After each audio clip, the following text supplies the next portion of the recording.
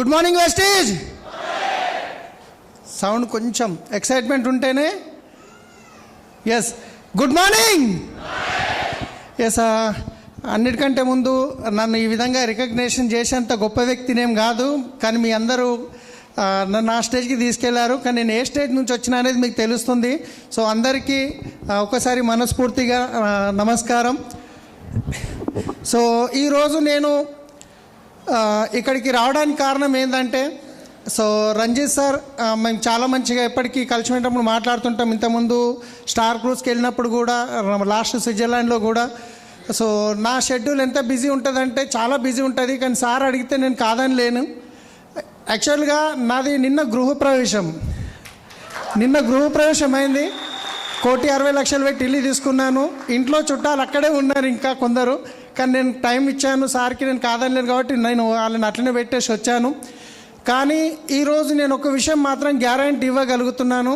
ఒక 1 అవర్ మీరు ఓపిక్గా కనుక ఒక 1 అవర్ ఓపెన్ మైండెడ్గా, మన మనసు ఇక్కడ ఉండి మన బాడీ ఉండి మన బాడీ ఇక్కడ ఉండి మనసు ఎక్కడ ఉంటే మాత్రం అది మన బ్రెయిన్లోకి వెళ్ళదు. ఓపెన్ మైండెడ్గా అన్ని టెన్షన్లు తీసేయండి. ఒక 1 అవర్ మీరు విన్న తర్వాత ఒక్క నిర్ణయం తీసుకుంటే, ఒక్క రోజులో మాత్రం ఎప్పుడు జీవితం మారదు, కానీ ఒక్క నిమిషంలో తీసుకునే నిర్ణయం వల్ల ఖచ్చితంగా జీవితం మారుతుంది.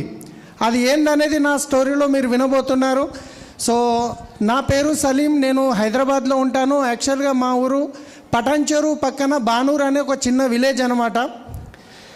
సో నేను యాక్చువల్గా మా నాన్నగారు నేను 3 సంవత్సరాల వయసులో ఉన్నప్పుడు చనిపోవడం జరిగింది. మా అన్న నాకంటే పెద్దగా ఉంటాడు, ఒక 2 ఇయర్స్, మేమిద్దరమే. సో ఆ టైంలో మా అమ్మను చాలామంది మా పాలోళ్ళు అంటారు కదా, రిలేటివ్స్, వాళ్ళు ఏం చెప్పారంటే, చిన్న ఏజ్లో మీ భర్త చనిపోయిండు, ఆ 2 పిల్లల్ని మాకు ఇచ్చేసి నువ్వు వేరే పెళ్లి చేసుకొని వెళ్ళిపో అని చెప్పి మా అమ్మకి చెప్తే, మా అమ్మ ఏమన్నదంటే, లేదు నా పిల్లలే నా సర్వస్వం, నేను ఎక్కడికి వెళ్ళను అని చెప్పేసి మా అమ్మ మమ్మల్ని కూలీ పని చేసి చేన్లలో కూలీ పనికి వెళ్ళి, ఇళ్లల్లో బీడిఎల్ టౌన్షిప్ అని ఉంటుంది అక్కడ, భారత్ డైనమిక్స్ లిమిటెడ్. సో అక్కడ ఇళ్లలో ఇంటి పనికి వెళ్ళి మమ్మల్ని చదివించే ప్రయత్నం చేసింది, చదివించింది. ఆల్మోస్ట్ నేను 6th 7th క్లాస్ వరకు చదువుకున్నాను. 7th క్లాస్లో 2nd క్లాస్లో కూడా పాస్ అవ్వడం జరిగింది. కానీ పరిస్థితి ఎలా ఉండేదంటే, ట్యూషన్కి వెళ్తే ఆ ట్యూషన్ ఫీజు కట్టడానికి డబ్బులు ఉండేటివి కావన్నమాట. సో సార్ దగ్గరికి వెళ్ళి 2 నెలల అసలు ట్యూషన్ ఫీజు కట్టలేదు, నువ్వు ట్యూషన్ ఫీజు దాపో అని చెప్పి ఇంటికి పంపిస్తుండే. మా అమ్మనేమో కూలి చేసిన డబ్బులు రాలేవు, తర్వాత ఇస్తా అంటుండే. మళ్ళీ అక్కడికి వెళ్తే మళ్ళీ అక్కడ సార్ వచ్చేసి నిలబెడుతుండే అనమాట. నాతోటి ఫ్రెండ్స్ ఏమో చదువుకుంటుంటే నేను ట్యూషన్ ఫీజు కట్టనందుకు నిలబడాల్సి వస్తుండే. సో నాకు మనసులో అనిపించేది ఏమన్నా చేయాలి ఎక్స్ట్రా అని చెప్పేసి. ఆ టైంలో ఇక్కడ ఈ బిజినెస్లో నేను యాక్చువల్గా ఇది ఫోటో శంషాబాద్ ఎయిర్పోర్ట్లో క్యాబ్ నడిపించే ఫోటో అనమాట ఇది. అది 4వ వ్యక్తి నేను అనమాట. సో చాలామందికి అనిపిస్తుంది నేను డ్రైవర్ని అంటే, కొత్త వాళ్ళు మాత్రం నమ్మరు, అవునా కాదండి? మీరు రిప్లై ఇవ్వాలి. మీరు రిప్లై ఇస్తే ఇంకొంచెం బాగా చెప్పగలుగుతాను. రెడీ ఉన్నారా? సో నేను స్టార్టింగ్లో కొత్తగా మీటింగ్లకు వెళ్ళినప్పుడు స్టేజ్ మీద నుంచి కొందరు లీడర్ల స్టోరీ విన్నాను. వాళ్ళు చూస్తేనేమో ఎర్రగా బుర్రగా బాగుండేది, కోట్లు సూట్లు వేసి బెంజ్ కార్లు వచ్చేది. కానీ వాళ్ళ స్టోరీలో ఏముండేదంటే, నేను ఈ బిజినెస్లోకి రావడానికి ముందు నాకు ఇంత అప్పు ఉండేది, నాకు ఇంట్లో కరెంటు బిల్లు కట్టడానికి డబ్బులు ఉండేది కావు, పాల ప్యాకెట్లకు డబ్బులు ఉండేవి కావు అని చెప్పేవాళ్ళు. ఒక్కోసారి అనిపిస్తుండే వీళ్ళు చూస్తానికి ఇంత ఎర్ర బుర్ర ఉన్నారు, నిజమేనా అని అనిపిస్తుండే. కానీ ఎప్పుడైతే నేను ఈ విజిట్లోకి వచ్చి నేను ఇక చేస్తాను అని చెప్పి కమిట్మెంట్గా రెడీ అయ్యాను, ఆ రోజు నుంచి నేను ఒక్కొక్క ఫోటో కలెక్ట్ చేసి పెట్టాను. ఈరోజు నేను చెప్పడం కాదు, విత్ ఫోటోలతో మీకు చూపించబోతున్నాను. సో ఇది డ్రైవర్గా నేను శంషాబాద్ ఎయిర్పోర్ట్లో చేసినప్పటి ఫోటో అనమాట. సో ఇక్కడ చూస్తే కనుక ఈ ఇల్లు మాకు గవర్నమెంట్ నుంచి వచ్చిన ఇల్లు అనమాట. ఎప్పుడు ఒక 35 సంవత్సరాల క్రితము, 40 సంవత్సరాల క్రితము. ఈ ఫోటో ఎందుకు పెట్టానంటే, ఇక్కడ పక్కకు మీకు ఒక బండి కనిపిస్తుందా, 4 పైల బండి కనిపిస్తుందా? సో ఆ 4 పైల బండి మీద మా అన్న మా ఊర్లో ఒక వైన్స్ ఉండేది, ఆ వైన్స్ దగ్గర బయట మిర్చీలు, కోడిగుడ్లు, ఇంకా ఆమ్లెట్ లాంటిది అమ్ముతుండే. నేను 6th క్లాస్లో చదివేటప్పుడు, 5th క్లాస్లో 6thలో చదివేటప్పుడు స్కూల్ పోయి వచ్చి పార్ట్ టైంలో అదే వైన్స్లో గ్లాసులు కడిగే పని చేసేవాడిని. నేను గ్లాసులు కడిగే పని చేసేవాడిని. ఆ టైం తర్వాత మళ్ళీ ఏం చేసిన అంటే న్యూస్ పేపర్ వేయడానికి మా ఊరు పక్కనే బిడిఎల్ అని ఉంటుంది, భారత్ డైనమిక్స్ లిమిటెడ్ అని. అక్కడ టౌన్షిప్లో న్యూస్ పేపర్ వేసే పని చేశాను. అక్కడ జీతం ఎంత ఇచ్చేదంటే 150 రూపాయలు ఇచ్చేది. పొద్దున 3 గంటలకు వెళ్ళి మెయిన్ గేట్ దగ్గర పేపర్ వస్తే అదంతా సెట్ చేసుకొని సైకిల్ మీద పెట్టుకొని బిడిఎల్ టౌన్షిప్లో వేసి అక్కడి నుండి ఆర్డినెన్స్ ఫ్యాక్టరీ అని ఉంటుంది, అక్కడికి వెళ్ళి మళ్ళీ 7-8 కిలోమీటర్ సైకిల్ మీద వెళ్ళి పేపర్ వేసి అక్కడి నుంచి మా ఊరికి బానూరుకి వచ్చి మాల్పటేల్ ఉంటుండే వాళ్ళ దగ్గర ఒక పేపర్ వేస్తుంటే ఉదయం ఆంధ్రప్రభ పేపర్ ఉంటుండే. అప్పుడు ఆ పేపర్ అంతా అయిపోయిన తర్వాత ఇంటికి వచ్చి స్కూల్కి వెళ్దాము అని చెప్పి రెడీ అయ్యి అన్నం వేసుకొని కూర వేసుకొని పోతే కూర ఉండేది కాదు. మా అమ్మని అడుగుతుంటే కూర లేదంటే కూలీ డబ్బులు రాలేవు బిడ్డ, కారం పొడి వేసుకొని తినిపో అంటుండే. ఎందుకంటే అలాంటి పరిస్థితి నుంచి నేను ఇక్కడికి రావడం జరిగింది. సో అక్కడ నాకు అనిపించింది మా అన్న ఏదైతే వైన్స్లో పని చేస్తుండేనో అక్కడ ఆయనకు తాగుడు అలవాటు అయ్యి ఆయన సంపాదించింది మొత్తం తాగడానికి అవుతుండే, ఇంట్లో డబ్బులు ఇచ్చేది కాదు. ఇక నాకు అనిపించింది ఇక కరెక్ట్ కాదు, నాతోటి ఫ్రెండ్స్ను చూస్తే బాగా అనిపిస్తాయి. అంటే వాళ్ళు కొంచెం వాళ్ళ పేరెంట్స్ ఉండడం వల్ల వాళ్ళ లైఫ్ స్టైల్ కొంచెం బాగుండేది, మాకేమో ఎప్పుడు ఏదో ఒక లోపం ఉంటుండే, తక్కువ పడుతుండే దేనికైనా. అప్పుడు నేను డిసైడ్ అయిన ఇక కాదు, ఇక నేను స్కూల్ బంద్ చేస్తా, ఏదైనా పని చూసుకుంటా అని చెప్పేసి పేపర్ వేసిన తర్వాత బీడిఎల్ యాన్సిలరీ అని ఉంది, అక్కడ 450 రూపాయల జీతానికి 450 రూపాయలు జీతం ఇచ్చేది. బీడిఎల్ యాన్సిలరీలో పనికి వెళ్ళాను. సో ఇది సర్ఫేస్ గ్రైండింగ్ మిషన్ అనమాట, ఆయన నా రిలీవర్. సో అక్కడ నేను పని చేసిన తర్వాత సైకిల్ గిట్ ఉండేది కాదు. ఫస్ట్ షిఫ్ట్ ఉంటే పొద్దున 1 గంట ముందు లేచి 3 కిలోమీటర్లు నడుచుకుంటూ పోయేవాడిని, నడుచుకుంటూ వచ్చేవాడిని ఆ టైంలో. ఆ తర్వాత నేను ఒక దగ్గర పని చేస్తున్నా అంటే నేను అక్కడే పని చేయాలి, ఇదే నా జీవితం అనేది నాకు ఉండేది కాదు. ఎక్కడన్నా నాకు 100 రూపాయలు ఎక్కువ వస్తున్నాయంటే నేను పనిని మార్చేవాడిని. సో తర్వాత ఇది చూసినట్లయితే అక్కడ బ్లూ షర్ట్ కనిపిస్తుంది కదా. సో ఈ బ్లూ షర్ట్ ఎందుకు చూపిస్తున్నానంటే ఆ టైంలో నేను ఎప్పుడు పండుగలకి కొత్త బట్టలు కొనేది కాదు. మన కోటి చౌరస్తాలో చూస్తే సెకండ్ హ్యాండ్లో కుప్పలేసి బట్టలు అమ్ముతారు కదా, సో అలాంటి బట్టలు కొనేవాడిని డబ్బులు లేక. సో అందుకే ఆ షర్ట్ గిట్ట చూస్తే మీకు డిఫరెంట్గా అనిపిస్తుంది. ఇది వచ్చేసి అదే కంపెనీలో నేను పనిచేసినప్పుడు మన దసరాకి లక్ష్మీ పూజ చేస్తారు మిషన్లకి.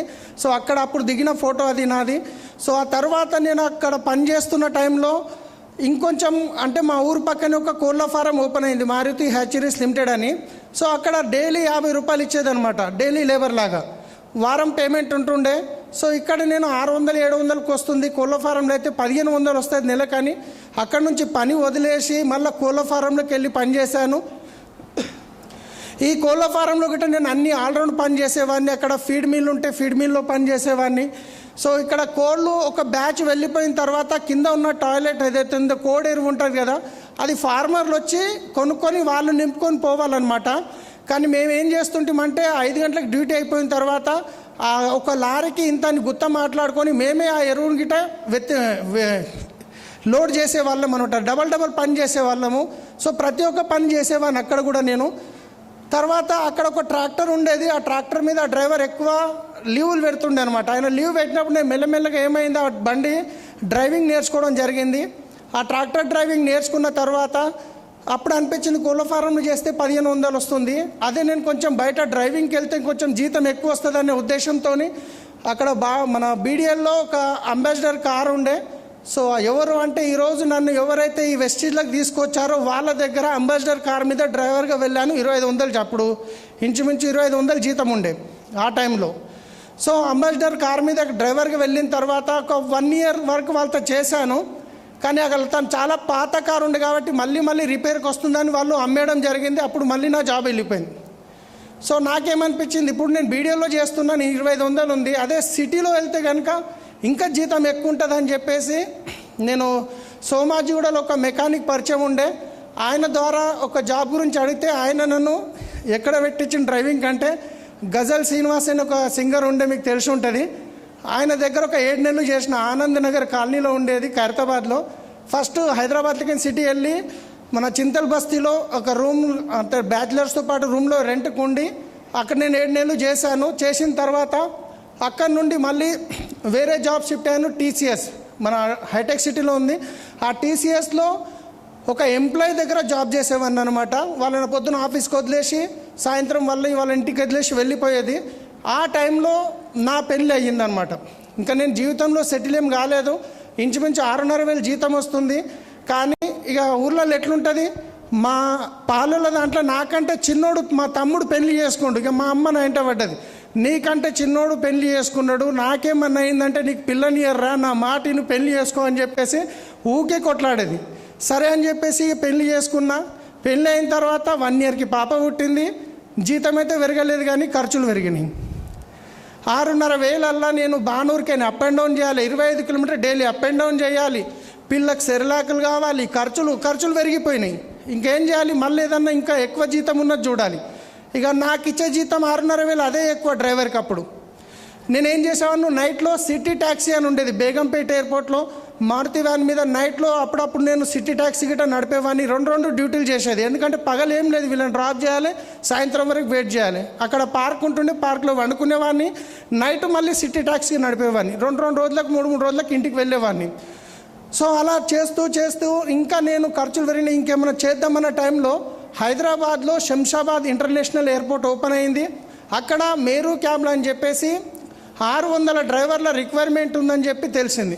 సో అక్కడికి వెళ్ళి ఇంటర్వ్యూ ఇచ్చాను. మేరు క్యాబ్ నాకు ఇవ్వడం జరిగింది. వీళ్ళది ఎట్లుంటుందంటే, ఒక రోజుకి వాళ్ళు కారు మనకి ఇచ్చేస్తారు, కస్టమర్స్ని వాళ్ళే ఇస్తారు, డీజిల్ నేనే ఊహించుకోవాలి, వాళ్ళు ఇచ్చిన బుకింగ్స్ నడుపుకోవాలి. ఆ తర్వాత పర్ డే 350 రూపీస్ వాళ్ళకి పే చేయాలి. నేను బండి నడిపినా నడపకున్నా ప్రతిరోజు 350 రూపాయలు పే చేయాలి. ఈ కమిట్మెంట్లో వాళ్ళు బండి ఇచ్చేదన్నమాట. అట్లా స్టార్టింగ్లో మంచిగానే నడిచింది. ఆ టైంలో నేను హైదరాబాద్ నుంచి, సిటీ నుంచి, మన ఊరు నుంచి హైదరాబాద్ హఫీజ్పేట్కి షిఫ్ట్ అయ్యాను, పిల్లలను ఒక పాపను తీసుకొని. ఎందుకంటే డైలీ ఇంత అప్ అండ్ డౌన్ చేయడం వల్ల డీజిల్ ఖర్చులు, టైం వేస్ట్ అవుతుందని. హఫీజ్పేట్కి వచ్చిన తర్వాత ఈ 350 రూపాయలు ఏదైతే ఉండేనో వాళ్ళు దాన్ని పెంచుకుంటూ 350 నుంచి 400, 500, 800 అట్లా 1,050 రూపాయల దాకా తీసుకెళ్లారు. ఎప్పుడైతే 1,050 రూపాయలు ఒక్క రోజు కట్టాలనో, మనం బిజినెస్ చేసినా చేయకున్నా, జ్వరం వచ్చినా ఏమొచ్చినా 1,050 కట్టాల్సిందే. అంత కట్టలేము, కస్టమర్స్ తక్కువైపోయారు, డీజిల్ రేట్లు పెరిగినాయి అని చెప్పేసి 600 మంది డ్రైవర్లు మొత్తం స్ట్రైక్ పెట్టారు. ఎవ్వరు బండి నడపొద్దు, ఇంత డబ్బులు మేము కట్టలేము, కంపెనీ తగ్గించాలని ఆర్టీసీ క్రాస్ రోడ్, మనం ట్యాంక్ బండి మీద కొన్ని బండ్లు ఆపేసి ఏ బండిని గిట్ట రోడ్డు మీద నడవనియట్లేదు. ఇక నేను గిట్ట వెళ్ళి బండి ఇంటికాడ పెట్టేసి ట్యాంక్ బండి మీద కూర్చోవాలి. అట్లా 45 డేస్ అయింది. ఊర్లో ఉన్నప్పుడు రెంట్ కట్టేది లేకుండే, కానీ ఎప్పుడైతే హఫీజ్పేట్కి వచ్చానో అక్కడ ప్రతి నెల రెంట్ కట్టాలి, స్కూల్ ఫీజులు, తినడానికి. సో ఇబ్బంది అవుతుంది. ఇప్పుడు ఏం చేయాలి, ఈ స్ట్రైక్ ఎప్పుడు అయిపోతుందో నాకు తెలియట్లేదని చెప్పేసి నేను మా భార్య దగ్గర ఉన్న కొంచెం బంగారం కూదబెట్టి ఒకరి దగ్గర ఒక 50,000 అప్పు తీసుకొని సొంతంగా ఒక వెహికల్ కొనుక్కున్నాం. ఎందుకంటే నాకు అంతకుముందు పరిచయం ఉన్న కస్టమర్స్ రెగ్యులర్గా పిలిచేవాళ్ళు కాబట్టి ఆ వెహికల్ కొనుక్కున్నా. మళ్ళీ నా బిజినెస్ సెట్ అయింది. ఇప్పుడు ఓన్ వెహికల్ అయిపోయింది. ప్రతి నెల ఈఎంఐ కట్టుకోవాలి, టెన్షన్ ఫ్రీ అయింది. కానీ అట్లా చేస్తూ నాతో పాటు కొందరు డ్రైవర్లు, నా ఫ్రెండ్స్ గిట్ట వెహికల్స్ కొనుక్కున్నారు సొంతంగా. అయితే ఈ ఎక్కువ మంది కస్టమర్స్ హైదరాబాద్కి వచ్చిర్రు అనుకోండి, ఏదో ఒక హోటల్లో స్టే చేస్తారు. వాళ్ళకు వెహికల్ రిక్వైర్మెంట్ కావాలంటే రిసెప్షన్లో చెప్పేవాళ్ళు, మాకు ఎయిర్పోర్ట్కి క్యాబ్ బుక్ చేయి, రామోజీకి వెళ్ళాలి, క్యాబ్ బుక్ చేయని. తో నేను ఆ హోటల్లో ఉండే రిసెప్షన్లో ఎవరైతే పని చేస్తారో వాళ్ళతో నేను టైఅప్ అయ్యాను. మీరు ఒక బుకింగ్ ఇవ్వండి, బుకింగ్కి ఒక 100 రూపీస్ మీకు కమిషన్ ఇస్తాను. జనరల్గా నేను ఎయిర్పోర్ట్కి 600 ఛార్జ్ చేస్తాం కస్టమర్కి, ఈ 100 రూపీస్ యాడ్ చేసి 700 ఒక షీట్ చేసి వాళ్ళకి ఇచ్చేసిన, మీరు బుకింగ్కి 100 రూపాయలు ఇస్తానని. అలా నా బిజినెస్ ఒక రేంజ్లో ఎదిగిపోయింది. ఇంచుమించు 90 హోటల్స్ నుంచి నాకు బుకింగ్ వచ్చేటివి, 90 హోటల్స్ నుంచి. అప్పుడు నాతో పాటు నా ఫ్రెండ్స్ తీసుకున్న క్యాబ్స్ నా దగ్గర అటాచ్ చేయడం జరిగింది. వాళ్ళు డాట్ క్యాబ్లో పోయి అటాచ్ చేస్తే 7,500 కట్టాలి నెలకి.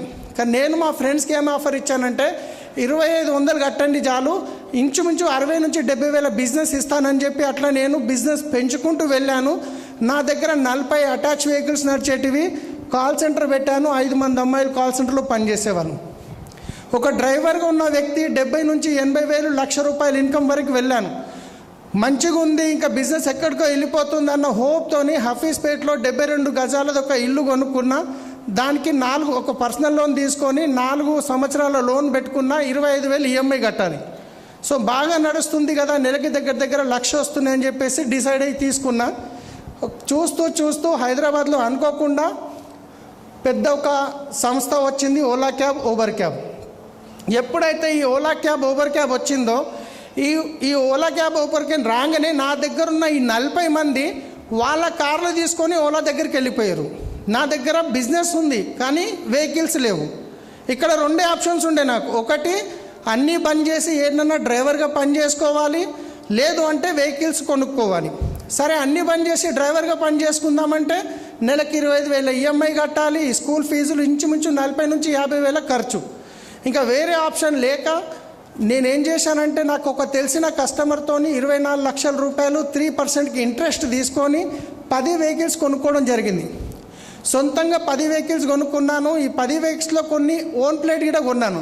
ఎందుకంటే కర్ణాటక మహారాష్ట్ర పోయినప్పుడు ఈ ట్యాక్స్ కట్టే బాధ ఉండొద్దని. సో అట్లా కొనుక్కున్న ఇంచుమించు మళ్ళీ 1 ఇయర్ వరకు బిజినెస్ మంచిగా నడిచింది. ఎందుకంటే ఈ 40 మంది కలిసి చేసే బిజినెస్ నేను 10 వెహికల్స్ మీద చేసేవాడిని డ్రైవర్స్ని పెట్టుకొని. కానీ 1 ఇయర్ తర్వాత ఓలా క్యాబ్ వాళ్ళు రేట్లు ఏవైతున్నాయో ఎయిర్పోర్ట్కి మేము 600 ఛార్జ్ చేస్తే వాళ్ళు 300, 350కి ఇవ్వడం స్టార్ట్ చేసారు. అప్పుడు కార్లు పోతే కార్లు తెచ్చుకున్నాం. కానీ ఇప్పుడు ఏమైంది, కంప్లీట్గా కస్టమర్స్ మొత్తం వెళ్ళిపోయారు. ఇంకా ట్రై చేద్దాం, బిజినెస్ని ఎట్లనన్నా నిలబెడదామని చెప్పేసి 3 నెలలు ట్రై చేశాను. కానీ ఈ 3 నెలలు వెహికల్స్ ఈఎంఐ కట్టాల్సిందే, డ్రైవర్కి శాలరీస్ ఇవ్వాల్సిందే, కాల్ సెంటర్లో పనిచేసే వాళ్ళ జీతాలు ఇవ్వాల్సిందే, ఇంట్లో ఇన్కమ్ జీరో అయిపోయింది. మళ్ళీ 2,70,000 ఎక్స్ట్రా అప్పు చేయాల్సి వచ్చింది. ఇంచుమించు అప్పు 27 లక్షలకి వెళ్ళిపోయింది. ఇన్కమ్ జీరో అయిపోయింది. ఇక నాకు అనిపిస్తుంది ఇక అయిపోయింది. ఇక నేను అంత పెద్ద సంస్థతో నేనే కాదు, నాతో పాటు డాట్ క్యాబ్, ఎల్లో క్యాబ్, ఆ క్యాబ్ అన్నీ ఖతమైపోయినాయి. ఏ చిన్న క్యాబులు లేవు. ఇంకా ఇక అప్పుల బాధలు ఎక్కువైనాయి. ఇన్కమ్ జీరో అయిపోయింది. మా వైఫ్కి పరిస్థితి తెలియదు, ఇవన్నీ చెప్పలేదు ఆమెకు. ఇక ఒకరోజు ఎట్లా అయిపోయిందంటే సిచ్యువేషన్ కంప్లీట్గా ఉన్న బంగారం గిట ఒక చిట్టీలు ఆయనకి ఎట్లుంటుంది, లోన్ అనుకోండి ఎవరికన్నా పెద్ద అప్పిచ్చేది ఉంటే పోయి కాలు పట్టుకుంటే వదిలేస్తాడు. కానీ చిట్టి పైసలు ఎట్లుంటాయి, 1 నెల కట్టక 2 నెలలు కట్టలేమంటే ఇంటి మీదకి వచ్చేస్తారు. అప్పటిదాకా ఒకరోజు ఏమైందంటే మా వైఫ్ వాళ్ళ నాన్న వాళ్ళ దగ్గరికి ఒక చిన్న దావత్ ఉండి వెళ్ళింది పిల్లలు తీసుకొని. అప్పటిదాకా నేను చిట్టి ప్రతి నెల 25,000 కట్టేది.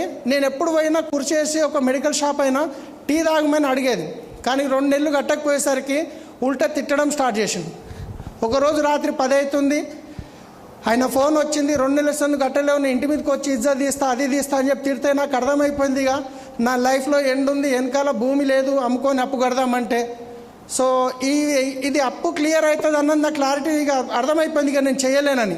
ఇంకా ఆ రోజు డిసైడ్ చేసుకున్నా, పైన ఫ్యాన్ తిరుగుతుంది, ఈరోజు సూసైడ్ చేసుకోవాల్సిందే, ఊరేసుకోవాల్సిందే అని చెప్పి మంచం మీద వండుకున్నా. కళ్ళకి నీళ్లు పోతున్నాయి, ఇట్లా లెక్క పెడుతున్నాయి, ఒక 4, ఒక 3, ఇంకా 2, ఇక వేసుకుందామని చెప్పేసి. ఇంట్లో గిట్ట ఇవ్వలేరు. కానీ ఎప్పుడైతే నేను డ్రైవర్గా పనిచేసినప్పుడు ఏదైనా రోడ్డు మీద సిగ్నల్ కాడ పిల్లలు ఆగినప్పుడు డోర్ కొట్టి వాళ్ళు డబ్బులు అడిగేది. వాళ్ళని చూస్తే బట్టలు చినిగిపోయినాయి, పాత ఉండేటి ఎంటికలు ఎట్లనే ఉంటాయి కదా. సో నాకు అర్థమైంది, ఒకవేళ నేను సూసైడ్ చేసుకుంటే రేపు నా పిల్లల పరిస్థితి కూడా ఇదే. మళ్ళీ నాకు పేయి మీద ముళ్ళు వచ్చేసినాయి. నా పిల్లల లైఫ్ నేను చేసిన పొరపాటుకి నా పిల్లల్ని ఎందుకు ఇచ్చేయాలని మళ్ళీ సూసైడ్ని ఆపుకున్నా. ఆ తర్వాత కష్టాల్లో ఉన్నా, చూస్తున్నా, ఇంకేం చేద్దామనే ఛాన్స్ లేదు, మొత్తం అయిపోయింది, జీవితం ఖతం అయిపోయింది. నేను చూస్తున్నా దేవుడా నాకు సావు వస్తే బాగుండే, దానికి అదే సావుని గుర్తు చేసుకుంటే హ్యాపీ అనిపిస్తుండే. ఈ అప్పుల బాధలు, ఎందుకంటే నెల 70,000 ఇంట్రెస్ట్ కట్టాలి. సో అప్పటిదాకా రెస్పెక్ట్ ఇచ్చిన వాళ్ళు రెస్పెక్ట్ ఖతం అయిపోయింది. ఇంట్లో తినడానికి తిండి లేని పరిస్థితి అయిపోయింది. రైట్. సో అక్కడ ఇక చూస్తూ పెళ్లికి పెట్టిన బంగారం గిట్ట వెళ్ళిపోయింది. సో ఇది హఫీజ్పేటలో నేను కొన్న ఇల్లు అనమాట. మీరు వీడియోలో కూడా చూసి ఉంటారు. సో మా పిల్లలు అప్పుడు చిన్న ఉన్నారు, అప్పుడు శ్రీనిధి స్కూల్లో చదివేవాళ్ళు. సో ఆ టైంలో నాకు ఒక దేవుడు పంపించినట్టు ఒక కాల్ వచ్చింది, అరుణ కుమారి మేడం అని చెప్పేసి. వీళ్ళ అన్నయ్య దగ్గర నేను అంబాసిడర్ కార్ మీద పనిచేసినట్టు ఒక ఆల్మోస్ట్ 10 to 12 years గ్యాప్ తర్వాత ఫోన్ చేసింది. సలీం ఎక్కడున్నావు, చాలా రోజులు అయిపోయింది, ఒకసారి మా ఇంటికి రా పిల్లల్ని తీసుకొని, అలాగే నీకు ఒక బిజినెస్ చెప్తా అని చెప్పింది. బిజినెస్ అంటే నా మైండ్ బ్లాక్ అయిపోయింది అప్పటికే. కానీ జైరాబాద్ దగ్గర ఒక రాయకోడ్ విలేజ్లో మాకు తెలిసిన ఒక డిన్నర్ ఉంది. ఆ రోజు పోతూ సంగారెడ్డి తొవ్వల్ని కదా కలుద్దామని చెప్పి వాళ్ళ ఇంటికి వెళ్ళాను. టీ ఇచ్చిన తర్వాత ఒక ప్లాన్ చెప్పడం స్టార్ట్ చేసింది. నేను ఇక్కడికి విని ఇక్కడికి వదిలేసిన, ఎందుకంటే నా మైండ్ బ్లాక్ ఉంది. ఇలాంటివన్నీ మోసం చేసే కంపెనీలు ఉంటాయి, అనవసరంగా మన రిలేషన్ ఖరాబ్ అవుతాయి, మన వాల్యూ పోతుంది అని చెప్పి నేను కంప్లీట్గా నెగిటివ్గా ఉన్నాను. కానీ ఆమె ప్లాన్ చెప్పిన తర్వాత జబర్దస్తికి ప్లాన్ చెప్పిన తర్వాత ప్లాన్ అయితే నేను వినలేదు సరిగా, ఎందుకంటే నాకు ఏ గల్లీలకైతే పోయేదే లేదో అక్కడ చూసే అవసరం ఏముందని. కాకపోతే వాళ్ళ దగ్గర డ్రైవర్గా చేశాను, కాదనలేక ఫ్రీ జాయినింగ్ కదా, ఆధార్ కార్డు ఇస్తే పీడ పోతుంది అని చెప్పి మనసులో అనుకొని ఆధార్ కార్డు ఇచ్చినాం. జాయినింగ్ చేసిన తర్వాత ప్రోడక్ట్ తీసుకోంటే నేను ఖచ్చితంగా తీసుకుంటా, ఇప్పుడు నాతో డబ్బులు లేవంటే జబర్దస్తికి ఒక నీమ్ సోప్, ఒక నైట్ క్రీమ్ ఇచ్చింది. ఆ నీమ్ సోప్ తీసుకోపోయి ఇంటికి వాడిన తర్వాత మంచిగా అనిపించింది. నైట్ క్రీమ్ మా వైఫ్ గిట్ట బాగుందని చెప్పింది. బాగుంది అని ఫోన్ చేస్తే మళ్ళీ ఏం చేయమంటుంది, బిజినెస్ చేయమంటుంది. బాగుంది అని కూడా చేయలేను నేను. కానీ దీంట్లో నిజంగా నా అదృష్టం బాగుంది. సెకండ్ 2 days తర్వాత ఫాలో అప్ చేసింది ఆమె. నేను మీ ఇంటి ముందటికెళ్ళి టోలీ చౌక్కి వెళ్తున్నాం సలీం, నేను మా అప్లైన్ గిట్ట ఒకసారి మీ ఇంటికి వస్తామంటే వాళ్ళ దగ్గర పని చేసిన కాబట్టి నేను కాదని లేక రండి దీది అని చెప్పినాం. వచ్చిన తర్వాత మళ్ళీ కొంచెం ప్లాన్ చెప్తే కొంచెం అర్థం చేసుకున్నా. ఎందుకంటే దీంట్లో డబ్బులు పెట్టేది లేదు, మనం మునిగేది లేదు, ఎవరిని ముంచేది లేదు. ఈ విషయం నాకు అర్థమైపోయింది. ఈ విషయం అర్థమైపోయినాక సరే ప్రోడక్ట్ అయితే కొనాల్సిందే, ఈడ కాకుండా ఏడైనా కొంటున్నాం కదా సో అని చెప్పేసి సికింద్రాబాద్ ఆఫీస్కి ప్రోడక్ట్ తీసుకోవడానికి వెళ్ళాను. ఈ ఫోన్ గిట్ట కరెక్ట్ టైంలో డిస్టర్బ్ చేస్తుంటుంది, సైలెంట్ చేస్తున్నా. ఓకే, సికింద్రాబాద్ ఆఫీస్కి ప్రోడక్ట్ తీసుకోవడానికి వెళ్ళాను. 2500 కన్సిస్టెన్సీ ఉండే. అక్కడ చూస్తే చాలామంది లైన్లో నిలబడి ప్రోడక్ట్ తీసుకుంటున్నారు. అరే ఇంత చదువుకున్న వాళ్ళు తీసుకుంటున్నారంటే ఏదో ఉంటుంది అని చెప్పి కొంచెం హోప్ వచ్చింది. ఆ తర్వాత ప్రోడక్ట్ తీసుకున్నా, వాడినా, మంచిగా అనిపించినాయి. మంచిగా అనిపించిన తర్వాత మీటింగ్ పిలిచిర్రు. సరే అని చెప్పేసి ఇందర్బీర్ సార్ అని చెప్పి ఉంటాడు, సర్దార్జీ సార్ మా అప్లైన్ అనమాట, వాళ్ళ ఇంట్లో ఒక మీటింగ్ జరిగితే అక్కడికి వెళ్ళాను. ఇది గూగుల్లో నుంచి తీసిన ఫోటో. ఇది మన ఫోన్లో గూగుల్ ఫొటోస్ ఉంటుంది కదా, సో అక్కడ డేట్తో పాటు చూడొచ్చు. శనివారం 20 May 2017. సో అక్కడ మీటింగ్కి వెళ్ళాను. ఆ తర్వాత సంగారెడ్డిలో మీటింగ్ వెలిస్తే సంగారెడ్డికి మీటింగ్కి వెళ్ళాను. అట్లా మీటింగ్ చూస్తూ కొంచెం నాకు హోప్ అనేది పెరుగుతుంది. కానీ అంతలోనే ఎట్లయితే బూట్ క్యాంప్ చేస్తున్నారో అట్లాంటిది ఒక పెద్ద మీటింగ్ ఢిల్లీలో ఉంది అంటే అక్కడికి వెళ్ళాను. వెళ్ళిన తర్వాత 2017 ఆగస్ట్లో వెళ్ళిన తర్వాత అక్కడ ఫస్ట్ రోజు నాకు అనిపించింది ఏమో ఎక్సైట్మెంట్ ఉంది, అది ఉంది, ఇది ఉంది. ఫస్ట్ డే అట్లా వెళ్ళిపోయింది. సెకండ్ డే మాత్రం 1 గంట సెషన్. ఇప్పుడు మిమ్మల్ని మీటింగ్ స్టార్ట్ అవుతుంది, అందరినీ లోపలికి రండి అని ఎట్లయితే అన్నారో సో అదేవిధంగా ఆ రోజు మా ఎస్పీ వారీల్ గారు ఏం చెప్పారంటే క్వశ్చన్ అండ్ ఆన్సర్ నడుస్తుంది. అక్కడ ఏమడిగారంటే ఏమేం ప్రాబ్లం ఉన్నాయి చెప్పండి అని చెప్పి రాసుకుంటున్నారు ఆయన. సో నా ముందటకి 4వ లైన్లో ఇంతమందికి లేరు, అక్కడ ఇంచుమించు ఒక 300-400 మంది ఉంటారు. ఒక ఆయన లేచి ఏమనంటే సార్ నాకు 12 లక్షల అప్పు ఉంది అని చెప్పిండు. చాలా క్వశ్చన్లు చెప్పారు. ఎవరిదైతే 12 లక్షల అప్పు ఉంది అనగానే ఆయన స్టేజ్ మీదకి పిలుచుకొని అడిగిండు, నీ 12 లక్షల అప్పు ఎవరు చేసినావు? నేను చేసిన. దేని గురించి చేసినావు? బిజినెస్ గురించి చేసిన. ఏమైంది? లాస్ అయిపోయింది. సో ఇప్పుడు ఏం చేయాలి? అప్పు కట్టాలి. మరి అప్పు కట్టాలంటే ఏం చేయాలి? మనం పని చేయాలి. కానీ మనం పని చేస్తామా? చెయ్యము అని ఒక కుర్చీ తీసుకొని నెత్తి మీద పెట్టుకొని బరువు ఎత్తుకున్నాం. ఇక మనం ఏం చేస్తాం? అన్నకి చెప్తాం, అన్న అప్పు అయిపోయింది, తమ్ముడు అప్పు అయిపోయింది, నాయన అప్పు అయిపోయింది, దోస్తుకి చెప్తాం అప్పు అయిపోయింది. బరువు ఎత్తుకొని పడిపోతాం. అంటే ఆ బరువు ఎత్తుకొని తిరుగుతాం, నాకు అప్పు అయిపోయింది, బరువు ఎత్తుకొని తిరుగుతాం. చూసిన వాళ్ళకి అందరూ చెప్పుకుంటూ పోతాం. కానీ వాస్తవానికి చేయాల్సిందేంది? ఈ బరువు తీసి పక్క పడేయండి. ఎవరికైతే నువ్వు అప్పు ఇవ్వాలో వాళ్ళ దగ్గరికి పోయి చెప్పు, నేను ఇమాందార్ మనిషిని, నీ డబ్బులు నేను ఇస్తా, నాకు పని చేసే టైం ఇయ్యి, లేదంటే ఏమైనా చేసుకో. నాకు 1 సంవత్సరం టైం ఇయ్యి, 2 సంవత్సరం టైం తీసుకో, పోయి పని చేయి, ఆ తర్వాత డబ్బు అప్పు తీర్చేయి. ఆ విషయం అక్కడ విన్నా నాకేమనిపించిందంటే నాకే చెప్తున్నాడేమో అనిపించింది. ఆ రోజు నేను చక్కగా ఇట్లా నిజంగా నేను ఎంత జబర్దస్తికి పోయినా. ఈరోజు చాలామంది బూట్ క్యాప్ అంటే చాలా జబర్దస్తికి రావచ్చు. ఇక మా అప్లైన్ ఊకే దమ్ చేస్తుండు, పోదాం అక్కడ అన్నిటి వచ్చిన వాళ్ళు ఉన్నారు. నేను గిట్ట అట్లనే పోయినాం. ఊకే చెప్తురు కదా పోదామని చెప్పి, పోయేటప్పుడు సాగు పోయినట్టు పోయినా, ఇక తప్పదు కదా అని. వచ్చేటప్పుడు ఇట్లా అయిపోయింది. ఇక 6 నెలల క్రౌన్ కావాల్సిందే, అప్పు తీరాల్సిందే, దుమ్ము లేపాల్సిందే అని చెప్పేసి ఆగండి, అసలు విషయం చెప్తా. ఆనే మీటింగ్లో కూర్చున్నా, డిసైడ్ అయిపోయిన 6 మందిని డైరెక్టర్ చేస్తే క్రౌన్. 1 బావ, 1 బెస్ట్ ఫ్రెండు, 1 బామ్మర్ది, 4 మెకానిక్. నా బండ్లు ఎవరితోనైతే మెకానిక్ చేపిస్తా, నెలకు 40-50 వేల బిల్లు కడతా, 3,000 ప్రోడక్ట్ తీసుకోడా. 4, 5 ఇంటి ముందట అయినా, 6 ఇంటికి అయినా. అక్కడే క్రౌన్ అయిపోయినా నేను. ఇక ఇంటికి వచ్చిన ఎప్పుడెప్పుడు హైదరాబాద్ వస్తారా అని చెప్పి ఆ ట్రైన్ ఎట్లా చూస్తున్నా వచ్చిన మొత్తానికి ఇక నిద్ర పడుతుందా, ఇక ఇక్కడ బుల్రాలి అక్కడ బుల్రాలి ఆ ఆలోచన వచ్చిన చక్కగా ప్రాణమైన అయ్యానికే రెడీ ఉన్న ఫ్రెండు ఫోన్ తీసిన డ్రైవర్లు ఎట్లా మా లాంగ్వేజ్ కాకా అంటాం, కాకా తొందరగా ఆధార్ కార్డు పంపి ఢిల్లీలో మంచి బిజినెస్ చూసి వచ్చిన సబ్బు పేస్ట్ చేంజ్ చేస్తే చాలు ₹1,00,000 వస్తాయన్న. ప్రాణమైన అయ్యనికే ఫ్రెండు ఒకటే మాట అన్నాడు, సలీం నేనైతే చెయ్యా నువ్వు గిట చెయ్యకు.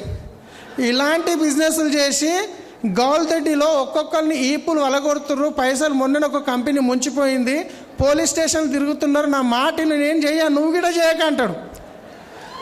నా గాడపంత వెళ్ళిపోయింది. ఇక నీ మీద ఆశలు పెట్టుకొని నేను ఎట్లోని వస్తే నేను చెయ్యా నువ్వు చేయకంటాడు మీద, ఎందుకంటే బెస్ట్ ఫ్రెండ్స్ ఆయన నా మంచిగా కోరుకుంటున్నాడు. నేనేం చేసిన మళ్ళీ అప్లైన్ ఫోన్ చేసిన, సార్ ఆయనకు తెలుసు కడుపు నొప్పికి ఏం గోళ్ళు ఇవ్వాలను, ఏం లేదు నువ్వు సక్సెస్ కావాలంటే ఇలాంటివి దాటుకుంటూ పోవాలి, ఎన్ని ఎక్కువ నోళ్ళు ఉంటే అంత తొందరగా సక్సెస్ వస్తుంది అన్నాడు.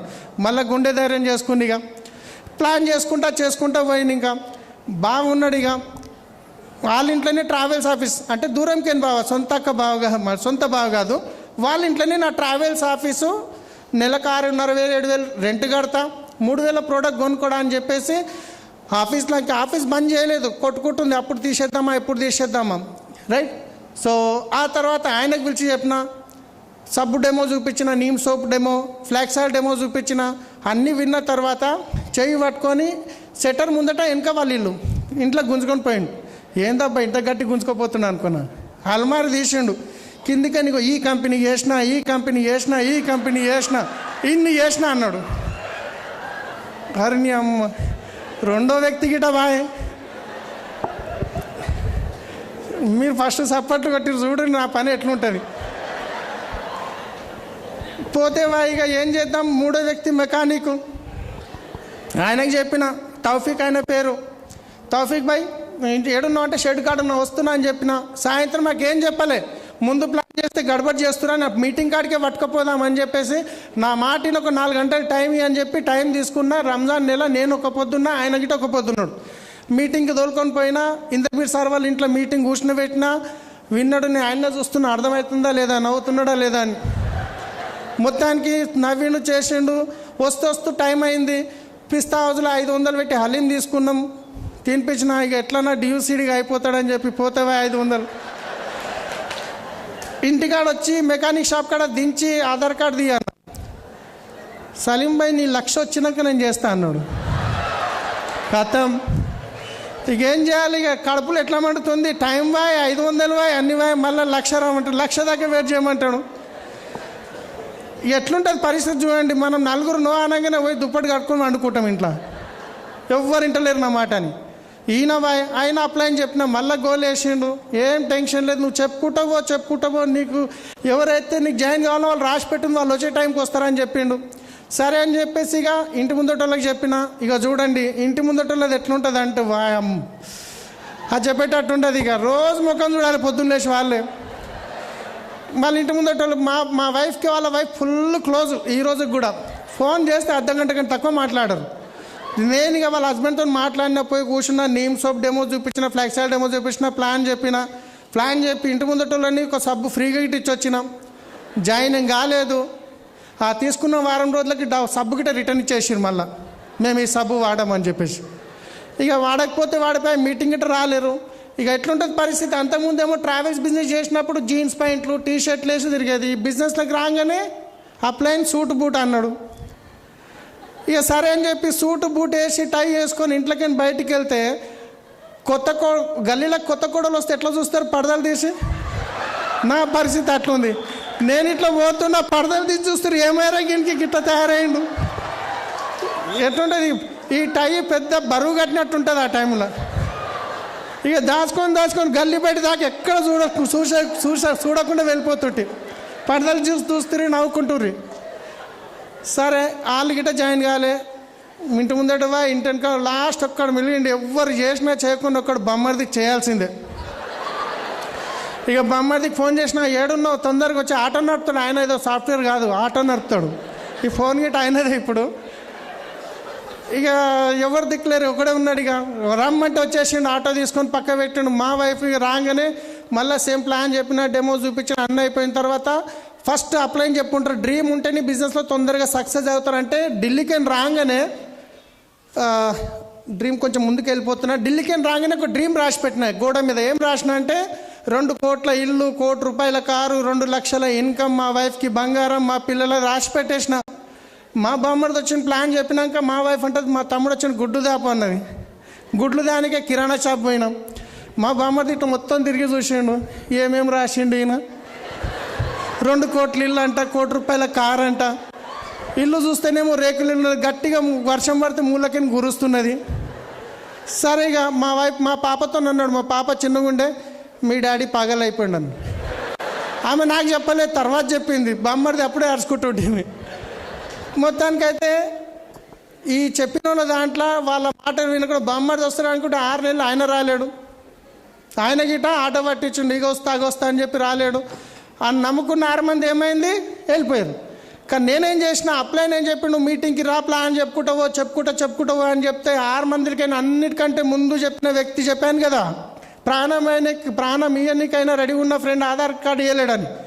6 నెలలు కష్టపడ్డాక నా ఇన్కమ్ 30,000 వచ్చిన తర్వాత మళ్ళీ ఫోన్ చేస్తుంటే నెలకి అసలు ఎట్లా వస్తుంది ఏంది అంటే మళ్ళీ ఇంటికి పోయి కూర్చోబెట్టి చెప్పిన తర్వాత ఆ రోజు ఆయన బిజినెస్ స్టార్ట్ చేస్తే ఈరోజు 13 లక్షల ఇన్కమ్ తీసుకుంటున్నాడు. Thangelapalli Srinivas Mercedes Benz car తీసుకున్నాడు. 6 నెలలు వద్దు అన్న వ్యక్తి ఈరోజు 13 లక్షల పైన ఇల్లు తీసుకున్నాడు, ప్రాపర్టీస్ గిట్ట కొన్నాడు. ఇక బామ్మడిది కింద పడంగా మెడల్ వేసుకొని తిరగంగా ఈ రోజు గిట్ట ఆయన 1,40,000 ఇన్కమ్ ఉంది, కారు తీసుకున్నాడు. 6 మందిలకే నిద్ర వచ్చారు, మిగతా 4 లేరు. అట్లా అని చెప్పి మీరు టెన్షన్ పడవద్దు. నేను ఎవ్వరికి చెప్పను, అందరికీ చెప్తేనే సక్సెస్ వస్తుంది. మా బామ్మది వేస్ట్, మా మామ వేస్ట్, మా తమ్ముడు వేస్ట్ అని చెప్పి మనం వదిలేయద్దు, అందరికీ చెప్పాలి. ఏ వ్యక్తి అయినా మెడికల్లో చదువుకున్న తర్వాత డైరెక్ట్ వచ్చి ఆపరేషన్ చేస్తాడా, లేకపోతే చనిపోయిన శవానికి పోస్ట్ మార్టం చేసి నేర్చుకుంటాడా? మనం గిట అంతే. మనం చెప్పినప్పుడు వాళ్ళు వస్తారా రారా పక్కన పెట్టండి. మీ మనసులో రావడానికి తెలుసు అనుకోండి, నో ప్రాబ్లం, పోయి ప్లాన్ చెప్పండి, హ్యాపీగా చెప్పండి, ఇతనే నా డ్యూసీడ్ అనుకొని చెప్పండి. ఆయన రాను అన్నాడు అనుకోండి, నో అన్నాడు అనుకోండి, థ్యాంక్ యూ సో మచ్ అండి. అదేంది నేను చేయను అంటే, నేను నా ప్రాక్టీస్ అయిపోయింది కదా, వస్తే ఓకే, రాకుంటే నా ప్రాక్టీస్ అయిపోయింది, రైట్. సో ఇలా నమ్ముకున్న 6 మంది గిట్ట నాకు ఇట్లా చేసి అయినా నేను ఆగలేదు. తర్వాత ఇది మీరు చూస్తే గౌతమ్ బాలి సార్ది సెల్ఫీ ఆ రోజు పరిగెత్తుకుంటూ తీసుకున్న ఢిల్లీలో. ఎందుకంటే ఆయన దగ్గర పోయే అవకాశం ఉండదు, మేము కొత్త అప్పుడు. నా ఫేస్ చూస్తేనే అర్థమవుతుంది, ఎర్రట్ అయ్యి ఏదో మా అప్లైన్ ఇచ్చిండు, అది గిట కట్టుకొని గిట్ట సరిగా రాలేదు చూడండి. జీవితంలో ఫస్ట్ టైం ట్రై చేసుకున్న వేరేది అది గిట. సో ఇట్లా ఢిల్లీ పోయినప్పుడు ఈ విధంగా ఫస్ట్ టైం తీసుకున్న సెల్ఫీలు పెట్టుకుని ఉంటే, ఇంటికి వచ్చినాక చెప్పారు కదా, ఇక డ్రీమ్ రాయమని చెప్పారు అక్కడ మీటింగ్లో. ఇక నాకు అర్థమైపోయింది, ఆ ఢిల్లీ మీటింగ్ విన్న తర్వాత నేను జీరో అయిపోయినా. నా బ్రెయిన్ తీసి ఫ్రిడ్జ్లో పెట్టేసిన, అప్లైన్ బాయిలో దుంకమంటే దుంకనీకి రెడీ ఉన్నాయి. ఇక డ్రీమ్ రాయమన్నారు, పోయినా స్టేషనరీకి పోయినా, కలర్ పేపర్ తీసుకున్నా, స్కెచ్లు తీసుకున్నా, ఇక కూర్చున్నా, ఇక రాస్తున్నా. మా వైపు చూస్తుంది, నవ్వుతుంది, ఏం రాస్తుండో ఏమో. మొత్తానికైతే ఒకటి బెడ్ మీదకి లేవంగానే కనిపించేటట్టు గోడ మీద పెట్టినాం, ఏమనలేదు. అల్మారి మీద పెట్టనీకపోతే ఇట్లా వచ్చి నిలబడ్డది, నువ్వేంటన్నా పెట్టు, అల్మారి మీద పెట్టకు, నువ్వు రాసిందేమో ఎక్కడనో ఉన్నది, ఎవరైనా ఇంట్లోకి వస్తే ఎదురుగా కనిపించేది అల్మారి. నా ఇజ్జత్ పోతుంది పెట్టకంటే. నేనేమన్నా అంటే, నో ప్రాబ్లం, వాళ్ళు రావాలి, వాళ్ళు చూడాలి, వాళ్ళు నవ్వాలి, మనకు గుచ్చుకోవాలి, వాళ్ళ గురించి అన్నీ బిజినెస్ చేస్తాం మనం. మనకు నొప్పే లేకుండా ఎట్లా సక్సెస్ అవుతాం. సో డ్రీమ్ రాసి పెట్టాను. ఆ తర్వాత చేసుకుంటూ పోయినా, ఆ రోజు రాసిన డ్రీమ్ 7 సంవత్సరాల కింద రాసిన డ్రీమ్ ఎంత, 2 లక్షల ఇన్కమ్, 1 కోటి రూపాయల కారు, 2 కోట్ల ఇల్లు. సో ఈరోజు చూస్తే ఆల్రెడీ 75 లక్షల కారు ఆల్రెడీ దాంట్లోనే వచ్చాను. నిన్ననే గృహప్రవేశమైంది, 1,60,00,000 ఇల్లు. సో ఆల్రెడీ ఇన్కమ్ 2 లక్షలు అనుకున్న 13 లక్షలు దాటింది, రైట్. సో డ్రీమ్లో ఉన్న పవర్ అది. జస్ట్ అప్లైన్ నమ్ముకొని మీరు అప్లైన్తో ఫాలోఅప్లో ఉంటే 100% అయిపోతుంది. ఈ విధంగా నేను సెల్ఫీలు తీసుకున్న ఆ టైంలో కూడా సోషల్ మీడియాలో ఆన్ చేసిన. ఎవరన్నా నో అంటే నేను చెప్పొచ్చేది, వచ్చే సంవత్సరం లోపల, 2 సంవత్సరాల లోపల నా కమిట్మెంట్ చెప్పొచ్చేవాడిని, ఈ ఇన్కమ్తో నీ ముందుకు వస్తా అని చెప్పేసి. సో ఇంకొక విషయం మర్చిపోయినా, మెకానిక్ అని చెప్పినా కదా. చూడండి ఎట్లుంటుంది. 1,00,000 వచ్చినాక జాయిన్ అవుతానంటే నాకు ఇక మనసులు ఉన్నది, ఇక చేయనంటే పోతుండే అయిపోతుండే పాపం. ఆయన చేస్తానన్నాడు 1,00,000 అన్నాడు కదా. 1,11,000 ఇన్కమ్ వచ్చింది. రాత్రి మెసేజ్ వచ్చింది 1,00,000 దాటింది, రెడీగా ఉన్నాడు ఆయన. 1,00,000 వస్తే చేస్తున్నాడు కానీ రాత్రి నిద్ర పట్ల ఇక పొద్దున్న లేచి ముఖం కడుకొని ఛాయ్ తాగి 2 వీలర్ తీసుకొని ఉరికిన ఆయన దగ్గరికి వచ్చింది 1,00,000 అకౌంట్లో పడ్డది చూడు తీ ఆధార్ కార్డు అంటే ఆయన మళ్ళీ కారు మెకానిక్ ఉండే కదా, కార్లు ఉంటాయి కదా, సలీం భాయ్ నువ్వు అయితే చేయగలుగుతావు, నేను ఏడా చేయగలుగుతా అన్నాడు. అరే అప్పటిదాకా 1,00,000 వస్తే చేస్తాను, ఇప్పుడేమో నువ్వు చేయగలుగుతావు. ఇట్లాంటి వాళ్ళకి ఇట్లా ఉంటారు. అయినా నో ప్రాబ్లం, కొందరు రావచ్చు కొందరు రాకపోవచ్చు. సో తర్వాత ఇంకో డ్రీమ్స్ గోడ మీద రాసి పెట్టిన, అదేమో అల్మారి మీద పెట్టిన. తర్వాత డ్రీమ్ క్లియర్గా ఉండాలి. సో దాని తర్వాత డ్రీమ్ రాసి పెట్టినాం, కానీ పని చేస్తేనే కదా సక్సెస్ వచ్చేది. సో ఇంతకుముందు చెప్పిన మా వైఫ్ అన్నిటికంటే ముందు నేను 2,500 ప్రోడక్ట్ తీసుకెళ్ళి ఇంట్లో పెట్టిన తర్వాత పాత తెల్ల పేస్టులు ఉంటాయి కదా కోల్గేట్లు, అవి సగం ఉన్నాయి, సగం అయిపోయింది, సగం ఉంది ఇంకా. నేనేమంటున్నానంటే మన బిజినెస్ ఇది, మనకు డబ్బులు వస్తాయి, అది వాడితే ఎక్కడో పోతున్నాయి, మనకు వస్తే ఈ పేస్ట్ వాడంటే ఇది అయిపోని పాతది అంటది. సరే వినేటట్టు లేదా, నా కోల్గేట్ తీసుకోకపోయి చెత్త డబ్బులు పడేసిన, పైసలు ఎక్కువైనాయని, కానీ అక్కడికి తీసుకొచ్చి మళ్ళీ కడిగి ఆనే పెట్టింది. ఏమి ఇట్లా తినేటట్లేదన్నా మూత తీసి మొత్తం దాంట్లో విండేసినగా. ఇక అప్పుడు వేరే ఆప్షన్ లేదు, మన పేస్టే వాడాలి. పేస్ట్ వాడిరు బాగుంది, ప్రోడక్ట్ మెల్లమెల్లగా అలవాటు చేసినా అన్నీ బాగున్నాయి. ఆ తర్వాత మీటింగ్కి తీసుకెళ్ళినా ఆమె సపోర్ట్ ఉంది కాబట్టి ఈరోజు ఇందాక రాగలిగినాం. మీరు కూడా మీ వైఫ్ సపోర్ట్ చేస్తలేదు, ఒక మీటింగ్ తీసుకురండి. మీ హస్బెండ్ సపోర్ట్ చేస్తలేడు, ఒక మీటింగ్కి తీసుకురండి. మీటింగ్కి వస్తే కొన్ని 100 మంది చెప్తారు. ఇంట్లో కూర్చుని పెట్టి 24 గంటలు మనం భజన చేసిన వాళ్ళకి అర్థం కాదు. మీటింగ్కి వస్తేనే వాళ్ళకి బిజినెస్ ఒక పవర్ ఏందనేది తెలుస్తుంది. Yes or no? So wife support చేస్తలే అని చెప్పి నేను కొట్లాడలేదు, రిక్వెస్ట్ చేసి తీసుకొచ్చినా ఈరోజు సపోర్ట్ చేస్తుంది. నేను అదే చెప్తున్నా మీకు, ఫస్ట్ ఎవరు సపోర్ట్ చేయరు, తెలియదు కదా వాళ్ళకు కూడా. తర్వాత ఫ్రెండ్స్ గురించి ఎగ్జాంపుల్ చెప్పేసిన, తర్వాత రిలేటివ్స్ గురించి ఇదొకటి చెప్పేది ఉంది. మా చుట్టాల దగ్గర పోయి ప్లాన్ చెప్పిన, డెమో చూపించిన, సేమ్ ప్రాసెస్. వాళ్ళు 1,000 రూపాయల ప్రోడక్టే కొనలేరు, కానీ 2-3 రోజుల తర్వాత మళ్ళీ ఫోన్ చేస్తారు కదా, ఏం మా వైఫ్కి చేస్తారు, నాకు కాదు. ఏం షాయిన్ బాగున్నావా, పిల్లలు వైర్రా లేడా, సభల మీటింగ్ పోయిండా మీ హస్బెండ్ అన్న. ఎట్లుంటుంది ఇక ఆమె పొద్దుమికి రాగానే ఆమెకి ఇట్లా అన్నదని చెప్పి ఆమె ఏడ్చుకుంటాను నా ముందట. నో ప్రాబ్లం, ఈ సభల మీటింగ్నే రేపు చూపిద్దాం వాళ్ళకి అని చెప్పేసి ఆ రోజు గిట ఓపిక పట్టుకొని ఆన్సర్ ఇవ్వలేదు. ఈ రోజు గిట నాకు ఉన్న నెట్వర్క్లో కొన్ని లక్షల మంది ఉంటారు, దాంట్లో చుట్టాలు ఉన్నారంటే ఒకే ఒక్కడు బొమ్మది. అట్లా అని చెప్పేసి నేను చుట్టాలకు చెప్పాను అనకండి, చెప్పండి. వాళ్ళు వచ్చేటోళ్ళు ఎంబడే రావచ్చు, కొందరికి టైం పట్టవచ్చు, కొందరు రాకపోవచ్చు, కానీ మనకు తెలియదు కదా, అవునా కదా? కానీ అందరికీ చెప్పాలి. తర్వాత వచ్చేసి నైబర్స్ గురించి చెప్పేసినది ఆల్రెడీ. సో మా మామ నాకు పిల్లనిచ్చిన మామ ఏమంటాడంటే, నేను ఎన్నో డ్రైవర్గా చేస్తున్నావు, నెలకు జీతం వస్తుందంటే పిల్లనిచ్చిన, ఏదో నువ్వు ట్రావెల్స్ అన్నావు అదన్నో బాగుంది, అంత వదిలేసి ఈ సబ్బులు పట్టుకొని తిరుగుతున్నావు, నువ్వు చేసుకోక నా కొడుకుని ఎందుకు పరిశాన్ చేస్తున్నావు?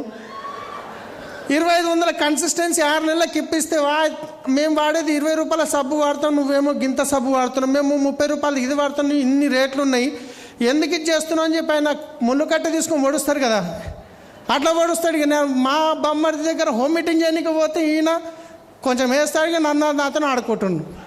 నేను ఒకటే చెప్పిన, ఇక మామ ఇట్లయితే కాదు, ఒక పెద్ద మీటింగ్ ఉంది హైదరాబాద్లో, ఈ మీటింగ్కి నువ్వు వచ్చినావంటే నువ్వు నా మామవు, నీ అల్లుని, నువ్వు రాలేవంటే నీ ఇంటికి తవ్వ బంద్ అని చెప్పేసిన. ఇంకా వేరే ఆప్షన్ లేదు. ఆ మీటింగ్కి వచ్చిండు, అప్పటిదాకా వద్దురా అని తిట్టిన మామ అప్పటి తర్వాత చేసుకోరా అని తిట్టిండు మా బామ్మర్దిని, రైట్? సో నేనేమంటున్నా, ఎక్కడ నువ్వు వచ్చినా మనం బాధపడే అవసరం లేదు, ప్రతి దానికి సొల్యూషన్ ఉంది. ఒకే ఒకటి సొల్యూషన్ ఏంది? మీటింగ్. సో నాకు ఎక్సైట్మెంట్లో టీం వస్తుందంటే మీటింగ్కి వస్తా, ఎవరు వస్తలేరు అంటే నేర్చుకోనికి మీటింగ్కి వస్తాం. సో మీటింగ్ వదలొద్దు. అప్లైన్ పెట్టిన మీటింగ్ డబ్బుల గురించి ఛాలెంజెస్ చెప్పాలంటే మీకు తెలుసు, ఇంచుమించు అన్ని లక్షల అప్పు, నెలకి 70,000 ఇంట్రెస్ట్ కట్టాలి. ఇక్కడ కూర్చున్న వాళ్ళు చాలామందికి ఇంచుమించు ఏదో ఒక ఇన్కమ్ ఉంది, ఒకవేళ స్టూడెంట్ అయితే ప్యాకెట్ మనీ అన్న దొరుకుతుంది, అవునా కాదా? నేను బిజినెస్ స్టార్ట్ చేసినప్పుడు ఇన్కమ్ 0, నెలకి 70,000 ఇంట్రెస్ట్ కట్టాలి. నెలకి 70,000, 30 రోజులల్లా 5 రోజులు అప్పులు అడగనికే తిరుగుతుంటే. మళ్ళీ బిజినెస్లో ఒక రూల్ ఉంటుంది, కార్డినల్ రూల్, అప్లైన్ని డబ్బులు అడగొద్దు, డౌన్లైన్ని డబ్బులు అడగొద్దు. మరి ఎవరిని అడగాలి? ఎవరైతే నో అంటారో వాళ్ళని అడుగుతుంటే నో అని అంటే నాకు అప్లోడ్ దొరికిండ్రా ఈ నెలకి 70,000 కావాలి నాకు, రైట్. సో అట్లా అన్ని కష్టాల్లో ఉన్న ఇన్కమ్, తినడానికి తిండి లేని పరిస్థితి, పిల్లలకి 500 ఫ్రూట్స్ తెచ్చిన వాడిని 2 సంవత్సరాలు ఫ్రూట్ తినిపించలేకపోయినాం. సో ఒకరోజు బిదర్లో మీటింగ్ చేయడానికి వెళ్ళాను, జేబులో 10 రూపాయలు ఉన్నాయి. మీటింగ్కి పొద్దున ఇంట్లో అన్నం తినేలా, మధ్యాహ్నం అన్నం లేదు, సాయంత్రం 6 గంటల కాడ మీటింగ్ ఉంది. పైన మీటింగ్ అవుతుంటే కాలు చేతులు వణుకుతున్నాయి. కిందికి వచ్చి చాయ్, ఒక పార్లేజీ బిస్కెట్ తిందామని కిందికి వస్తుంటే నా వెనకాల మా డౌన్ లైన్ వస్తుండు. నేను నువ్వు ఆగు నేను ఇప్పుడే వస్తాను, ఎందుకంటే ఉన్నాయి 10 రూపాయలు, నిన్ను అడగలేను, నీకు పెట్టలేను, నువ్వు ఆగి ఇప్పుడే వస్తాను, పోయి కింద పోయి నీళ్ళు తాగి బిస్కెట్ తాగి వచ్చి అలాంటి పరిస్థితుల్లో ఉండి బిజినెస్ చేసినాం. దేవుని దేవాల ఈరోజు మంచి పొజిషన్లో ఉన్నారా లేరా, రైట్.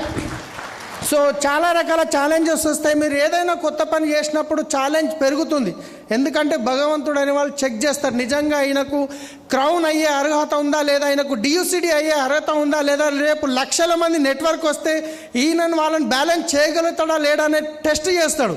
ఆ టెస్ట్లో కనుక మీరు ఆగిపోయారంటే అక్కడే ఉండిపోతారు, ముందుకెళ్ళిరంటే మీరు డియూసిడి అయ్యి స్టేజ్ మీదకి వస్తారు. సో తర్వాత వచ్చేసి టూల్స్, మనకు అప్లయన్స్ ఏవైతే టూల్స్ ఇస్తారో ఆ టూల్స్ ప్రతి ఒక్కటి ఉండేది ఏం లేదు టూల్స్లలో. గదే 7 గైడ్ లైన్స్ ఉంటాయి, ఫాలోఅప్స్ ఉంటాయి, చేసేది గదే. టూల్స్ అనేటివి ఏంటంటే మనం నోటితో చెప్పే కన్నా ఒక టూల్ రూపంలో ఇస్తే ఇంకొంచెం వాళ్ళకి నాలెడ్జ్ అనేది పెరుగుతుంది. చెప్పింది మనకు గుర్తుండదు, చదువుకుంటే ఎప్పటికప్పుడు గుర్తుంటుంది, ఎవరిలకు నేర్చుకొని చెప్పగలుగుతాం. సో ఇట్లా ప్రతి మీటింగ్ అప్లైన్, ఏ మీటింగ్ పెడితే ఆ మీటింగ్కి వెళ్ళేవాడిని. మీటింగ్ అంటే జ్వరం వచ్చినా జ్వరం వచ్చిందా ఒక్కరోజు గిట్ట సాగు. నేను వెస్ట్ స్టార్ట్ చేసినాక సండే మీటింగ్ ఒకటి మిస్ అయినా అంటే నిన్ననే అది గిట్ట గృహప్రవేశం ఉంది కాబట్టి ఇప్పటిదాకా మీటింగ్ వదలలే నేను, రైట్. నా డ్రెస్ ఆ రోజు నుంచి ఈ రోజు వరకు, ఇప్పుడు డియూసీడీ అయినాక కొన్ని కలర్ షర్ట్లు అప్పుడప్పుడు వేస్తున్నా, కానీ సాగుకు పోయిన దావత్లు అయితే పోలే 2 సంవత్సరాలు. సాగుకు పోయినా, ప్లాన్కు పోయినా, ఎక్కడ పోయినా వైట్ షర్ట్ బ్లాక్ ప్యాంటే ఉంటుండే, రైట్. అట్లా నేను కమిటెడ్ అయ్యి నిలబడ్డా, చేసుకుంటూ పోయినా, మీటింగ్ వదలలేదు. సో మా వైఫ్ని మీటింగ్లోకి తీసుకెళ్ళాను కాబట్టి ఆమె నాకు సపోర్ట్ చేయడం జరిగింది. ఒకరోజు వికారాబాద్లో మీటింగ్ చేస్తున్నా, సేమ్ టైం ఆఫీస్పేటలో మీటింగ్ ఉండే, వస్తానేమో అనుకుంటే లేట్ అయిపోయింది. మా వైఫ్కి ఫోన్ చేసిన ఇట్లా రావడం లేట్ అవుతుందంటే ఆమె పోయి స్టోర్లో కుర్చీలు వేసి డెమోలు పెట్టి అన్నీ పెట్టిరు, ఎవరో ఒక లీడర్ వచ్చి ప్లాన్ చెప్పారు, మీటింగ్ అయిపోయింది. వైఫ్ని ఇన్వాల్వ్ చేయడం వల్ల మీకు సపోర్ట్ ఉంటుంది. 1+1 ఎంత? 1+1 2 అని మీరు అంటారు, కానీ 11 అంత పవర్ వస్తుంది వైఫ్ సపోర్ట్ చేస్తే. 1+1 అంటే క్యాల్కులేషన్లో 2 అవుతుంది, కానీ 11 రెట్ల పవర్ వస్తుంది వైఫ్ అండ్ హస్బెండ్ కలిసి బిజినెస్ చేస్తే.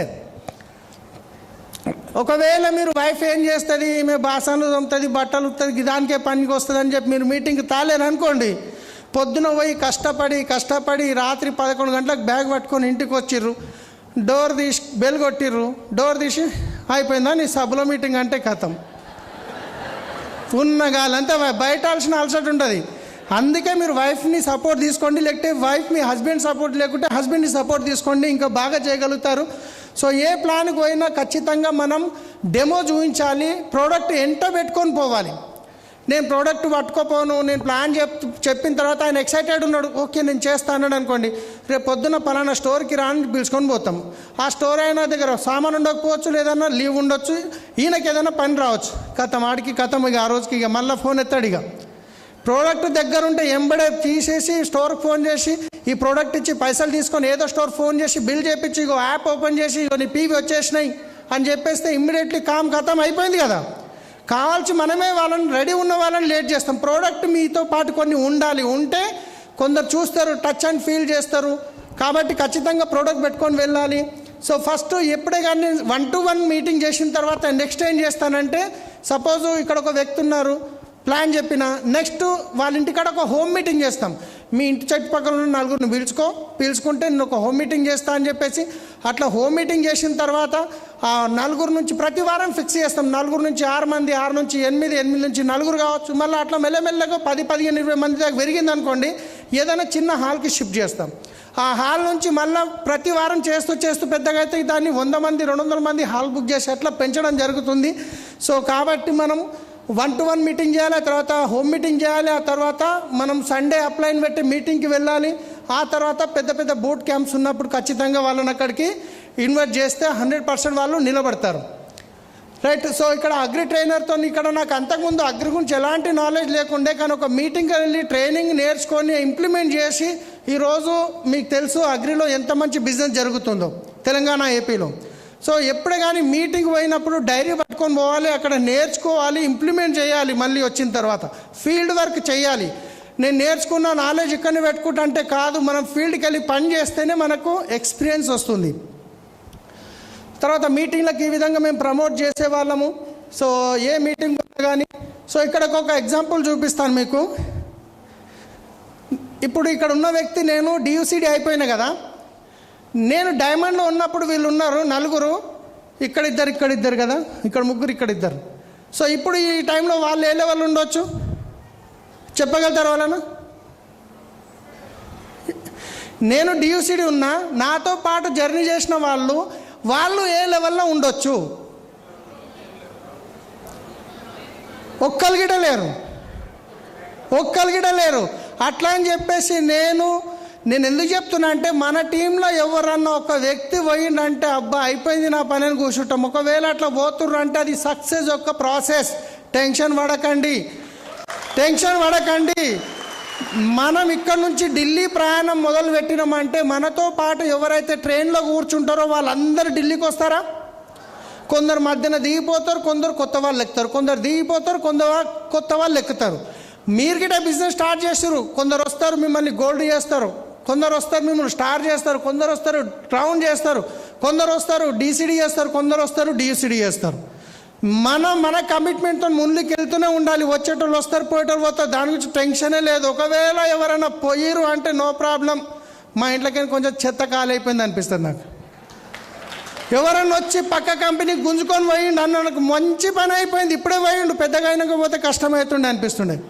మంచి పని చేసినావు, థ్యాంక్ యూ నాయన, నా ఇంట్లో చెత్త ఖాళీ చేసినావు, నేను ఇప్పుడు కమిట్మెంట్ వాళ్ళతో పని చేస్తా అని చెప్పేసి ఇంకా ఎక్సైటెడ్ అయి పని చేసేవాడిని. సో పోతురని బాధపడే అవసరం లేదు. ఎవరి అదృష్టంలో అట్లుంటే అట్లనైతే అది ఉంటుంది. మన కమిట్మెంట్, మన డ్రీమ్ పెట్టుకొని పని చేయాలి. సో ఈ విధంగా మీటింగ్లకు వెళ్ళే వాళ్ళం. ఇక్కడ చూస్తే మా ఫ్రెండ్ చెప్పిన కదా, ప్రాణమైన అయ్యనికే రెడీ ఉన్న ఫ్రెండ్ ఆధార్ కార్డు ఇవ్వలేడని చెప్పి ఢిల్లీ మీటింగ్ పట్టుకొని పోయినా. ఆ రోజు చూస్తున్నారు ఇక్కడ పక్కన కూర్చున్నారు. సో ఈరోజు ఆయన ఇన్కమ్ డిసైడ్ అయిపోయాడు.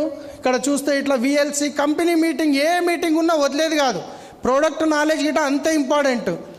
రైట్. ఈ విధంగా మేము ఆ టైంలో హైదరాబాద్లో నేను బిజినెస్ స్టార్ట్ చేసినప్పుడు ఏప్రిల్ 2017 హైదరాబాద్ మొత్తంలో ఒకే ఒక స్టోర్ ఉండే.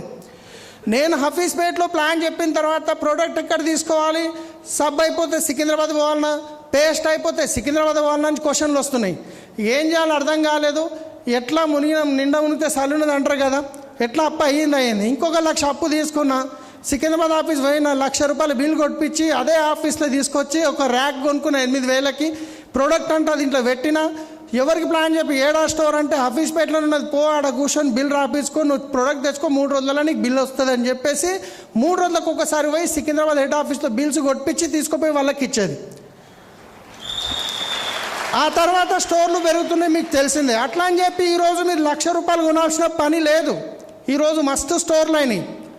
మీకు ఎప్పుడు మీ దగ్గర ఒక 10-15 వేల స్టాక్ ఉందనుకోండి, మీకు బిజినెస్ చేయడం ఈజీ అవుతుంది. రైట్. సో అట్లా అని చెప్పి దీనివల్ల నాకు యూజ్ అయిపోయింది. తర్వాత ఇక మనం ఎవరెవరికి చెప్పాలనో మనము ఫోన్లో మాత్రం బిజినెస్ చెప్పొద్దు. ఫోన్లో బిజినెస్ చెప్పినామనుకోండి ఇక వాళ్ళు ఫోన్ లేపరు. ఇంటికి వెళ్ళి చెప్పాలి, లేదా ఇంటికి పిలుచుకొని చెప్పాలి. సో ఈ విధంగా లీస్ట్ తయారు చేసుకొని ఎవరెవరికి ఏ మీటింగ్కి ఇన్వైట్ చేయాలనో ఇట్లా లీస్ట్ తయారు చేసుకొని ఇంటికి వెళ్ళి ప్లాన్ చెప్పేవాళ్ళం. ఇంతకుముందు చెప్పిన ఫోన్లో చెప్పినప్పుడు మా ఫ్రెండ్ 6 నెలలు నాకు ఆధార్ కార్డు ఇవ్వలేడు, కానీ ఎప్పుడైతే ఇంటికి పోయి ప్లాన్ చెప్పినో ఈరోజు ఆయన బిజినెస్లో ఏ లెవెల్కి వెళ్ళిండు. సో ఇది మీ శ్రీనివాస్ గారు గుర్తుపడతారు కదా, డియూసీ వాళ్ళ ఇంట్లో ఫస్ట్ టైం మీటింగ్ చెప్పడానికి వెళ్ళినప్పుడు ఫోటో బాడీ పాలిష్ డెమో చేస్తుంటాం, అప్పుడు ఆ స్మెల్ చూస్తున్నాడు. రైట్. సో ఆ తర్వాత నెక్స్ట్ హోమ్ మీటింగ్ పిలిచాను హఫీజ్పేట్లో. ఆ తర్వాత ఆ రోజు మేము ప్లాన్ చెప్పేటప్పుడు చాలామంది అనిపిస్తుంది ఈయన నిజంగా ఇలా బెంచ్ తీసుకొని వచ్చాడు అనుకుంటా, కానీ ఆ రోజు 2 వీలర్ల మీద వెళ్ళి ప్లాన్ చెప్పేవాళ్ళము. ఆ రోజు ఫోటోలు తీసి పెట్టుకున్నా, ఒకరోజు నేను డియూసీడీ అయ్యి వేరే వాళ్ళకు విత్ ప్రూఫ్తో పాటు చూపిస్తాను చెప్పేసి. 100% కమిట్మెంట్ ఉంటేనే బిజినెస్లో సక్సెస్ అవుతాం. వస్తుందో రాదో అంటే మాత్రం సక్సెస్ కాము. వస్తుంది, నేను చేసి చూపిస్తాను. మీ లోపల గట్టి ఏమంటారు మన నిర్ణయం ఉంటే కనుక దృఢత్వంతో పనిచేస్తే 100% సక్సెస్ అవుతాం. సో ఇక్కడ కనిపిస్తున్నది మీకు పురుషోత్తం దాసు సార్. ఆయన స్టార్ట్ అయినప్పుడు ఫస్ట్ హోమ్ మీటింగ్ ఎంతమంది చూస్తారు కదా, 3 ఉన్నారు. అనుకున్నది నేనే, నా ముఖం కనిపిస్తలేదు కదా, ఇప్పుడు అర్థమవుతుంది మీకు. సో ఆ రోజు ఒక వ్యక్తితో స్టార్ట్ చేసి ఈరోజు ఎంతోమంది పెద్ద పెద్ద మీటింగ్లు అవుతున్నాయి. ఎప్పుడే కానీ ఒక్క అడుగుతోనే ప్రయాణం స్టార్ట్ అవుతుంది. మీటింగ్ ఒక ఇంపార్టెంట్ చెప్తున్నాను నేను.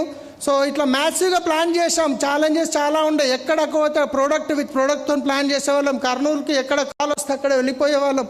ఇది బాన్స్వాడ. ఆ టైంలో మాకు చెక్కులు లేనప్పుడు. ఇది రోడ్డు మీద వండుకున్న ఫోటో కాదు. నేను మహారాష్ట్ర దగ్గర పిట్లం అవతల ఆనేగాం అని చెప్పి మహారాష్ట్రలో ఒక విలేజ్ ఉంది. ప్లాన్లకు వెళ్ళాము. అక్కడ కొన్ని ప్లాన్లు ఉండే. రాత్రి అయిపోయింది. హోటల్ ఉందామంటే హోటల్ లేవు, జేబులో డబ్బులు గిట్ట లేవు. అప్పుడు హోటల్ ఉండే స్తోమతేట కాదు. ఎవరింటికైతే ప్లాన్ చెప్పండి పోయినామో వాళ్ళ దగ్గరనే వాళ్ళ ఇల్లు మీద ఒక మెత్త ఒక దుప్పటి తీసుకొని దాని మీద ఎక్కడికి మెట్లు గిట్ట లేవు. ఆ పలిగిపోయిన గోడ మీదకే నెక్కినాం. చూస్తున్నారు కదా. ఎక్కి రాత్రి వండుకున్నాం. తెల్లారి పొద్దున్న లేచేటప్పుడు సెల్ఫీ తీసుకున్నా. ఒకరోజు నేను డియూసీడీ అయిన తర్వాత ఈ ఫోటో చూపిస్తాను చెప్పేసి. సో అదే ఆ స్లాబ్కి రేలింగ్ గిట్ట లేదు. బొలితే చెల్లెనే పడతాం మళ్ళా. సో ఎందుకు చెప్తున్నా అంటే ఈ చిన్న చిన్న అని పట్టించుకోవద్దు. మనం ఎప్పుడే కానీ పెద్ద యుద్ధం గెలవాలంటే చిన్న చిన్న గొడవల్ని ఓడిపోవాలి. మనం పెద్ద యుద్ధం గెలవనికపోతున్నాం. Yes or no? సో చిన్న చిన్నవి ఏమైనా ఉంటే పట్టించుకోవద్దు. అప్ లైన్ ఇట్లా అన్నాడు, డౌన్ లైన్ ఇట్లా అన్నాడు, ఆయన ఎక్కువ మాట్లాడిండి, నా తక్కువ మాట్లాడి వదిలేయండి. నా గోల్ ఏంది, నేను డియూసీడీ విఎంసీ కావాలి, మన టీంలో డియూసీడీ విఎంసీలను చేయాలి. అదే టార్గెట్ పెట్టుకోండి. చిన్నగా అయిపోతాయి ఈ ప్రాబ్లమ్స్ అనేటివి. సో అట్లా ఫీల్డ్ వర్క్ చేసేవాళ్ళం ఆ రోజు. సో ఇది గజ్వేల్ ఏరియాలో స్టార్టింగ్లో మేము చేసినప్పుడు ఫోటోలు ఇవి. ఆయన శ్రీనివాస్ గారు, ఆయన అశోక్ గారు, ఈయన సింహాచారి గారు, ఇట్లా ఫీల్డ్ వర్క్ చేసేవాళ్ళం. నేను గజ్వేల్లో ఒక 6 నెలలు కష్టపడి మెగా సీవ్ అని చెప్పి పోస్టర్ రేజ్ చేస్తే 25 మంది లేరాడం. అయినా నేను కన్సిస్టెన్సీగా చేసుకుంటూ పోయినా. ఆయన కుల్కర్ణి సార్ మా అప్లైన్. సో ఆ రోజు ఫోటోలు తీసుకుంటాము. తర్వాత మేము కన్సిస్టెన్సీగా చేసుకుంటూ పోవడం వల్ల వచ్చిన రిజల్ట్ మీరు చూస్తున్నారు. గజ్వేల్లో మీటింగ్ ఇది కూడా గజ్వేల్ మీటింగే. ఒకప్పుడు పెద్ద మీటింగ్ చేస్తే మనుషులు రాలేరు, కానీ చేసుకుంటూ పోవడం వల్ల రిజల్ట్ ఎట్లా వస్తుంది, కమిట్మెంట్గా కన్సిస్టెన్సీగా వర్క్ చేస్తే 100% రిజల్ట్ వస్తుంది.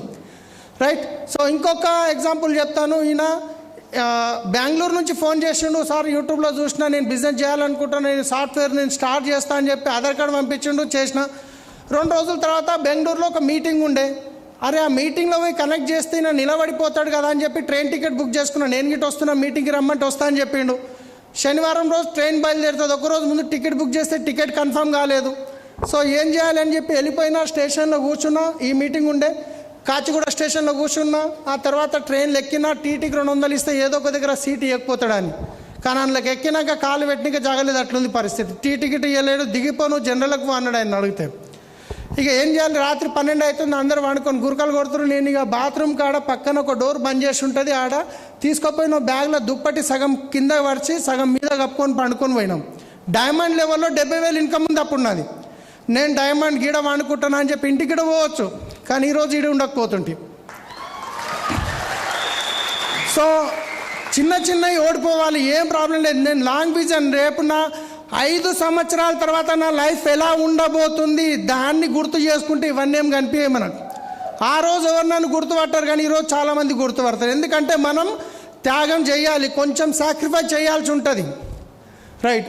తర్వాత వచ్చేసి ఇంకొకటి చూడండి, ఇది చాలా మీకు కామెడీ వస్తుందా ఏమైతే తెలియదు. తాండూరు అవతల దోమానే విలేజ్ ఉంటుంది. అక్కడ పోయి ప్లాన్ చెప్పనీకి పోతే ఆయన ఏం చేసిండు, మన వినాయకుడిని కూర్చోబెట్టే అది ఉంటుంది కదా మండపము, ఓపెన్ ఉంది. అక్కడ కూర్చున్నట్టు ప్లాన్ చెప్పమన్నాడు. ఒక 10 మంది కూర్చున్నారు. ప్లాన్ చెప్తున్నా. వెస్టీజ్ కార్ బుక్ ఉండే దొడ్డుది నల్లది చూపిస్తున్నా. 2 బైక్ మీద వచ్చిర్రు.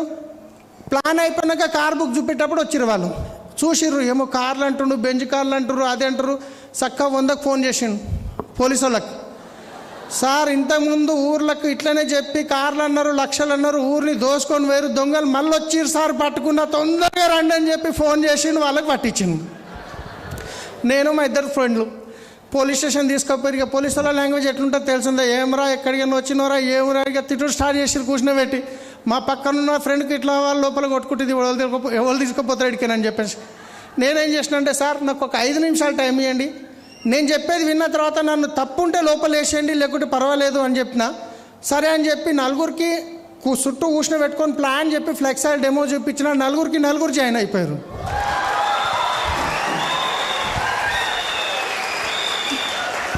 ఎవరైతే ఫోన్ చేసి పిలిచి కంప్లైంట్ ఇచ్చిండో వాళ్ళని మళ్ళీ పిలిపించి అన్నాడు, ఏమ్రా నేను డబ్బులు కట్టమని అంటే చెప్పలేదు. ఎట్లా ఫోన్ చేస్తారో నేను నడిమిలో కొడతాం, మళ్ళీ ఒకసారి ఇట్లా పని చేస్తే మా ముందట తిట్టి పంపించారు వాళ్ళని. సో భయపట్టే అవసరం లేదు, మనం తప్పు చేయట్లేదు, 10 మందికి హెల్ప్ చేస్తున్నాం. Yes or no? మనం ఇవ్వడానికి పోతున్నాం. ఇచ్చేటోళ్ళ చేయి ఎట్లుంటుంది, తీసుకునే వాళ్ళ చేయి ఎట్లుంటుంది. కానీ మనం ఏం చేస్తాం, ఇవన్నీకే పోతాం. ఆడికి పోయినాక ఇదేం కంపెనీ మస్తు చూసినా, మా తమ్ముడు చేసిండు బొమ్మడు చేసిండు బేకార్ అనగా మనం తీసుకొని వస్తాం. అరే చేయకపోయాను, మనం ఇయ్యనిక పోతున్నాం. ఒకవేళ ఆయన ఓకే అంటే రేపు ఆయనకు టైం ఇచ్చి ఆయన లైఫ్ చేంజ్ చేయడానికి మనం టైం ఇస్తున్నాం ఆయనకు, అవునా కాదా? కాబట్టి నో అన్న టెన్షన్ పడొద్దు. మనం ఇచ్చేవాళ్ళు ఎప్పుడే కానీ అట్లా గర్వంగా చెప్పొద్దు, మనం ఉన్నది చెప్తున్నాం, మనకు ఎవరు మోసం చేయట్లేము, రైట్? సో ఇట్లా నేను పని చేయడానికి పోయినప్పుడు ఛాలెంజెస్ పెరుగుతాయి అని చెప్పడానికి ఎగ్జాంపుల్ చూపిస్తున్నాం. అయ్యో నన్ను తీసుకుపోయి పోలీస్ స్టేషన్లో కూర్చోబెట్టారు, రేపటి సంది నేను వెస్టేజ్ చేయ అంటే వాళ్ళు చెప్పడమే తప్పులేదు కానీ నా నిర్ణయం తప్పు అవుతుండే. Yes or no? సో నేర్చుకున్న ఏ మీటింగ్కి వెళ్ళినా డైరీలు ఇంప్లిమెంట్ చేస్తుంటే ఇంటికి వచ్చి నేర్చుకొని మళ్ళీ అది ఇంప్లిమెంట్ చేస్తుంటే ఏదైతే నేర్చుకున్నామో అది మళ్ళీ నేర్పిస్తుంటాం లీడర్స్కి. ఎందుకంటే ఇది డూప్లికేషన్ బిజినెస్. మనం నేర్చుకోవాలి, నేర్పించాలి, మనలాంటి లీడర్లను తయారు చేయాలి. అప్పుడే ఈ బిజినెస్లో మనం సక్సెస్ అవుతాం. పీవీలు అంటే పడొద్దు, లీడర్ని క్రియేట్ చేయండి, లీడర్ పీవీ క్రియేట్ చేస్తాడు. ఈయన జాయిన్ అయితే 100 పీవీ వస్తుంది అనుకుంటే మనం పాపం కట్టుకుంటున్నాం. అరే ఈయన జాయిన్ కావాలి, నాకు ₹1,00,000 ఇన్కమ్ రావాలి, వీళ్ళ భార్య పిల్లలు మర్సిడీస్ బెంజ్లో తేవాలి, దేవుడా నేను చెప్పేది వీళ్ళకి అర్థమయ్యే శక్తి నువ్వు, నేను చెప్పేది వాళ్ళకి అర్థమయ్యేటట్టు చెప్పే శక్తి నాకి అని మీరు ప్రేయర్ చేసి ప్లాన్ చెప్పండి, 100% సక్సెస్ అవుతారు. కానీ నాకు 100 పీవీ వస్తుంది అనుకుంటే మళ్ళీ అక్కడ పాపం చేస్తున్నట్టే మనం.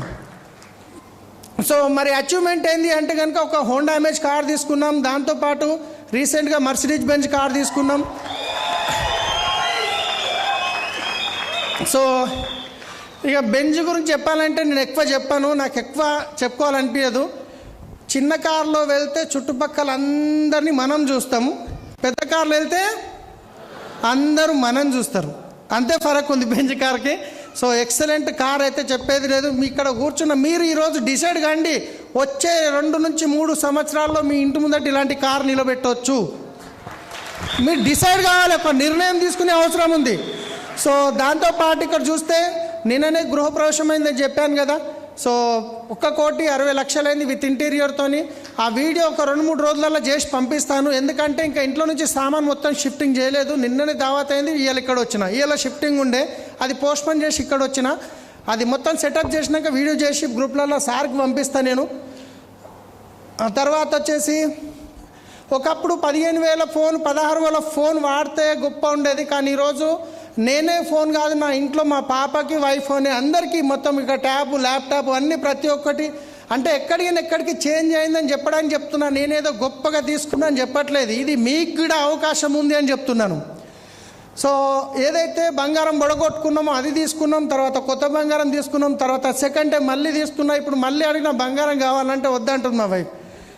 అది ఎక్కువైన కొద్దీ ఏడికి పోయినా కానీ దిమాగ్ మొత్తం ఇంట్లోనే ఉంటుంది, ఇంట్లో బంగారం ఉండి ఏమవుతుంది. ఇప్పటిదాకానేమో నీ ముఖానికి ఇప్పించినామంటుండే, ఇప్పుడేమో వద్దంటుంది. సో కాబట్టి అవసరమంతా కొన్నాము, ఎంత కొన్నామో చెప్పాము, ఎందుకంటే అని చెప్పుకునేటట్టు ఉండదు. కొన్నాం అవసరం ఉన్నంత. ఇది తాజ్ కృష్ణ హోటల్ హైదరాబాద్లో. ఇదే హోటల్లో నేను ట్యాక్సీ నడిపేటప్పుడు కస్టమర్ని తీసుకుపోయి డ్రాప్ చేసి మళ్ళీ రిటర్న్ తీసుకుపోయేది ఉంటుండే. సో ఇది పార్కింగ్ ఏరియా. సాయంత్రం పూట ఆడ పార్కింగ్ కారు పెట్టి ఆ లద్దాలకి కస్టమర్ వస్తున్నారంటే మాకు కనిపిస్తారని ఇక్కడ కూర్చొని చూస్తుంటే దోమలు కరిస్తే దోమల్ని కొట్టుకుంటూ కూర్చునే వాళ్ళం. కస్టమర్ అడిగిన కనిపించగానే ఉరికితో పోయి బండి తీసుకొని గేట్ కాడ పెట్టి డోర్ తీసి ఎక్కండి అని చెప్పి కూర్చుని పెట్టేవాళ్ళం, ఎందుకంటే పోయేటప్పుడు ఒక 20-30 రూపాయలు టిప్ ఇస్తాడని. అలాంటిది అదే హోటల్లో తినడానికి వెళ్తే 8,500 అయింది. అదే హోటల్లో తినడానికి పోతే 8,500 అయింది. ఆ రోజు హోటల్ లోపలికి వెళ్తుంటే నా లోపల ఉన్న దయ్యం, డ్రైవర్ దయ్యం బయటకు పోలే. మళ్ళీ ఫీలింగ్ వస్తుంది, నాకు డ్రైవర్ని కదా లోపలికి పోవాలను. నేను ఆల్రెడీ 7-8 లక్షలు సంపాదిస్తున్నా. ఆ హోటల్ ఎప్పుడు పోయింది లేదు. ఫస్ట్ టైం పోయినప్పుడు స్టార్టింగ్లో డీసీడీ అయినప్పుడు అనుకుంటా, లోపలికి పోయి అడిగిన రిసెప్షన్లో, మేడం అన్నమేడ తినాలని అడుగుతున్నాను. కస్టమర్ ఎట్లుంటాడు, అంత పెద్ద హోటల్లో పోతే రుబాబ్గా పోయి కూర్చుంటాడు, ఇట్లా పిలుస్తాడు. కానీ మన ఫీలింగ్ అట్లా లేదు, మన డ్రైవర్ లోపల ఉంది కదా. సో ఆయన పోయినాం, తిన్నాం మొత్తానికి.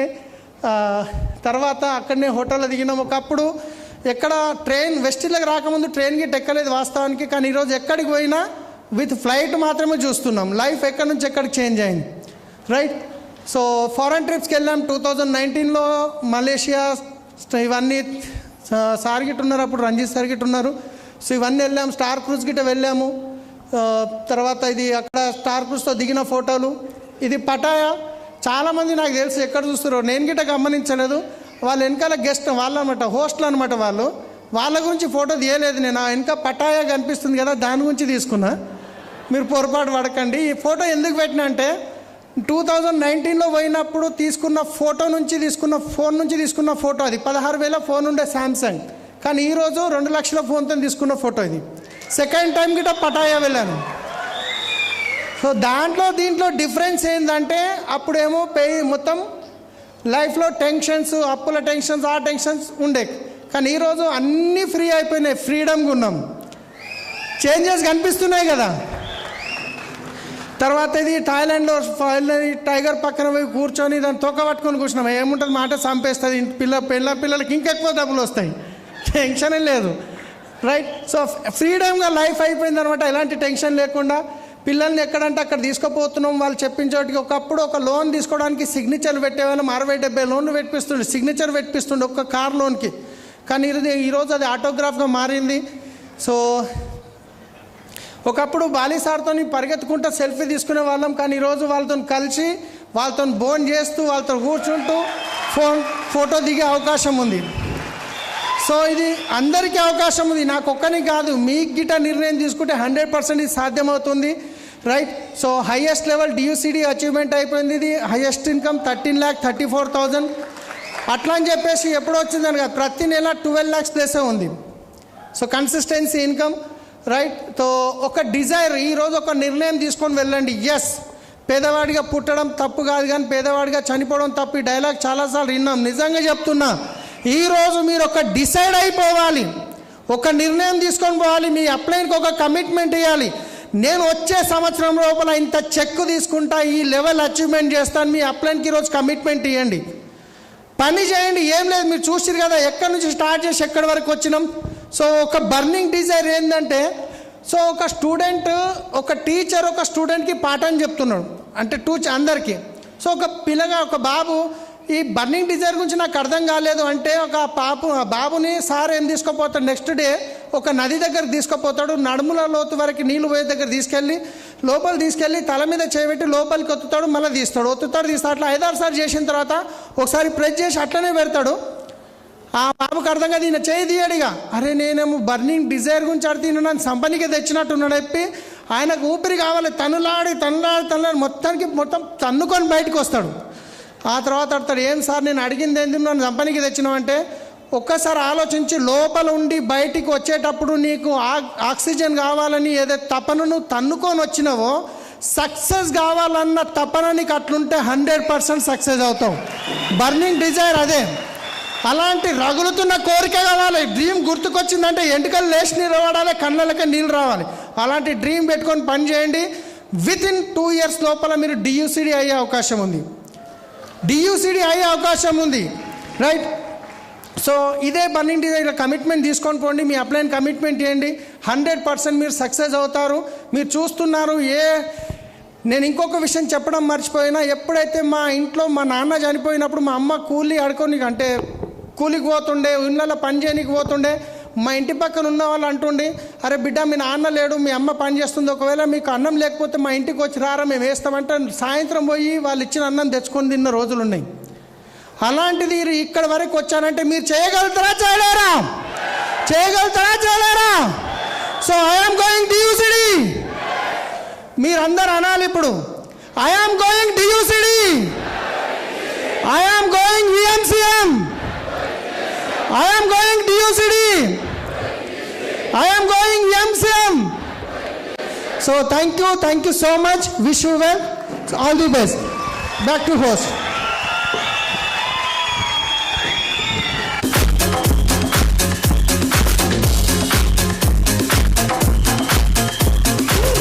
గట్టిగా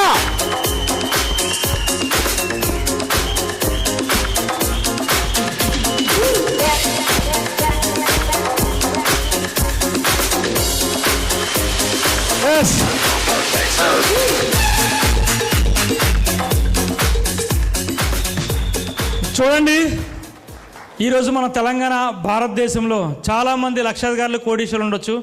ఎవరు వాళ్ళ సీక్రెట్ చెప్పరు. ఇలా నేను తయారయ్యాను, ఒక పేదరికం నుంచి వచ్చాను ఎవరు చెప్పరండి. అవునా కాదా? సో ఎంతసేపు మన దగ్గర తీసుకోవడానికి చూస్తారు తప్ప ఇవ్వడానికి చూడరు. నిన్న గృహప్రవేశం అయ్యి ఇంట్లో గెస్ట్ ఉన్నా కూడా మన దగ్గరకు వచ్చారు. బట్ చాలామంది ఇప్పుడు వెళ్ళిపోవడానికి ప్రయత్నం చేస్తున్నారు. సో ఎవరైతే ఇప్పుడు next silver gold directors recognitions 6 చేతుల మీదకి అవుతుంది. దానికి మీరు క్లాప్స్ కొట్టినట్టయితే మీరు కూడా VMCM అవుతారు. సో వెళ్ళిపోయే వాళ్ళకి పక్కనే ఫుడ్ ఉంది, ఏం ప్రాబ్లం లేదు, భోజనం కూడా చేసి వెళ్తాం. సరేనా? ప్రశాంతం కూర్చోండి, అందరు కూర్చోండి. జస్ట్ ఒక 10 minutes, 10 నిమిషాలు. ఫ్లవర్స్ ఇచ్చేయండి. ఒకసారి సలీం సార్ గ్రాండ్ క్లాప్స్ జోరుగా. ఒక గృహప్రవేశాన్ని కూడా కూర్చోండి ప్లీజ్, అందరు కూర్చోండి. సార్ కూర్చోండి, అందరికి కూర్చోండి ప్లీజ్. సార్ వాలంటీర్స్ అందరు కూర్చోబెట్టాలి, ఎవరు బయటికి వెళ్ళకూడదు. ఇంకా సెషన్ క్లోజ్ అవ్వలేదు. సో రికగ్నిషన్ పార్ట్ ఉంది సార్.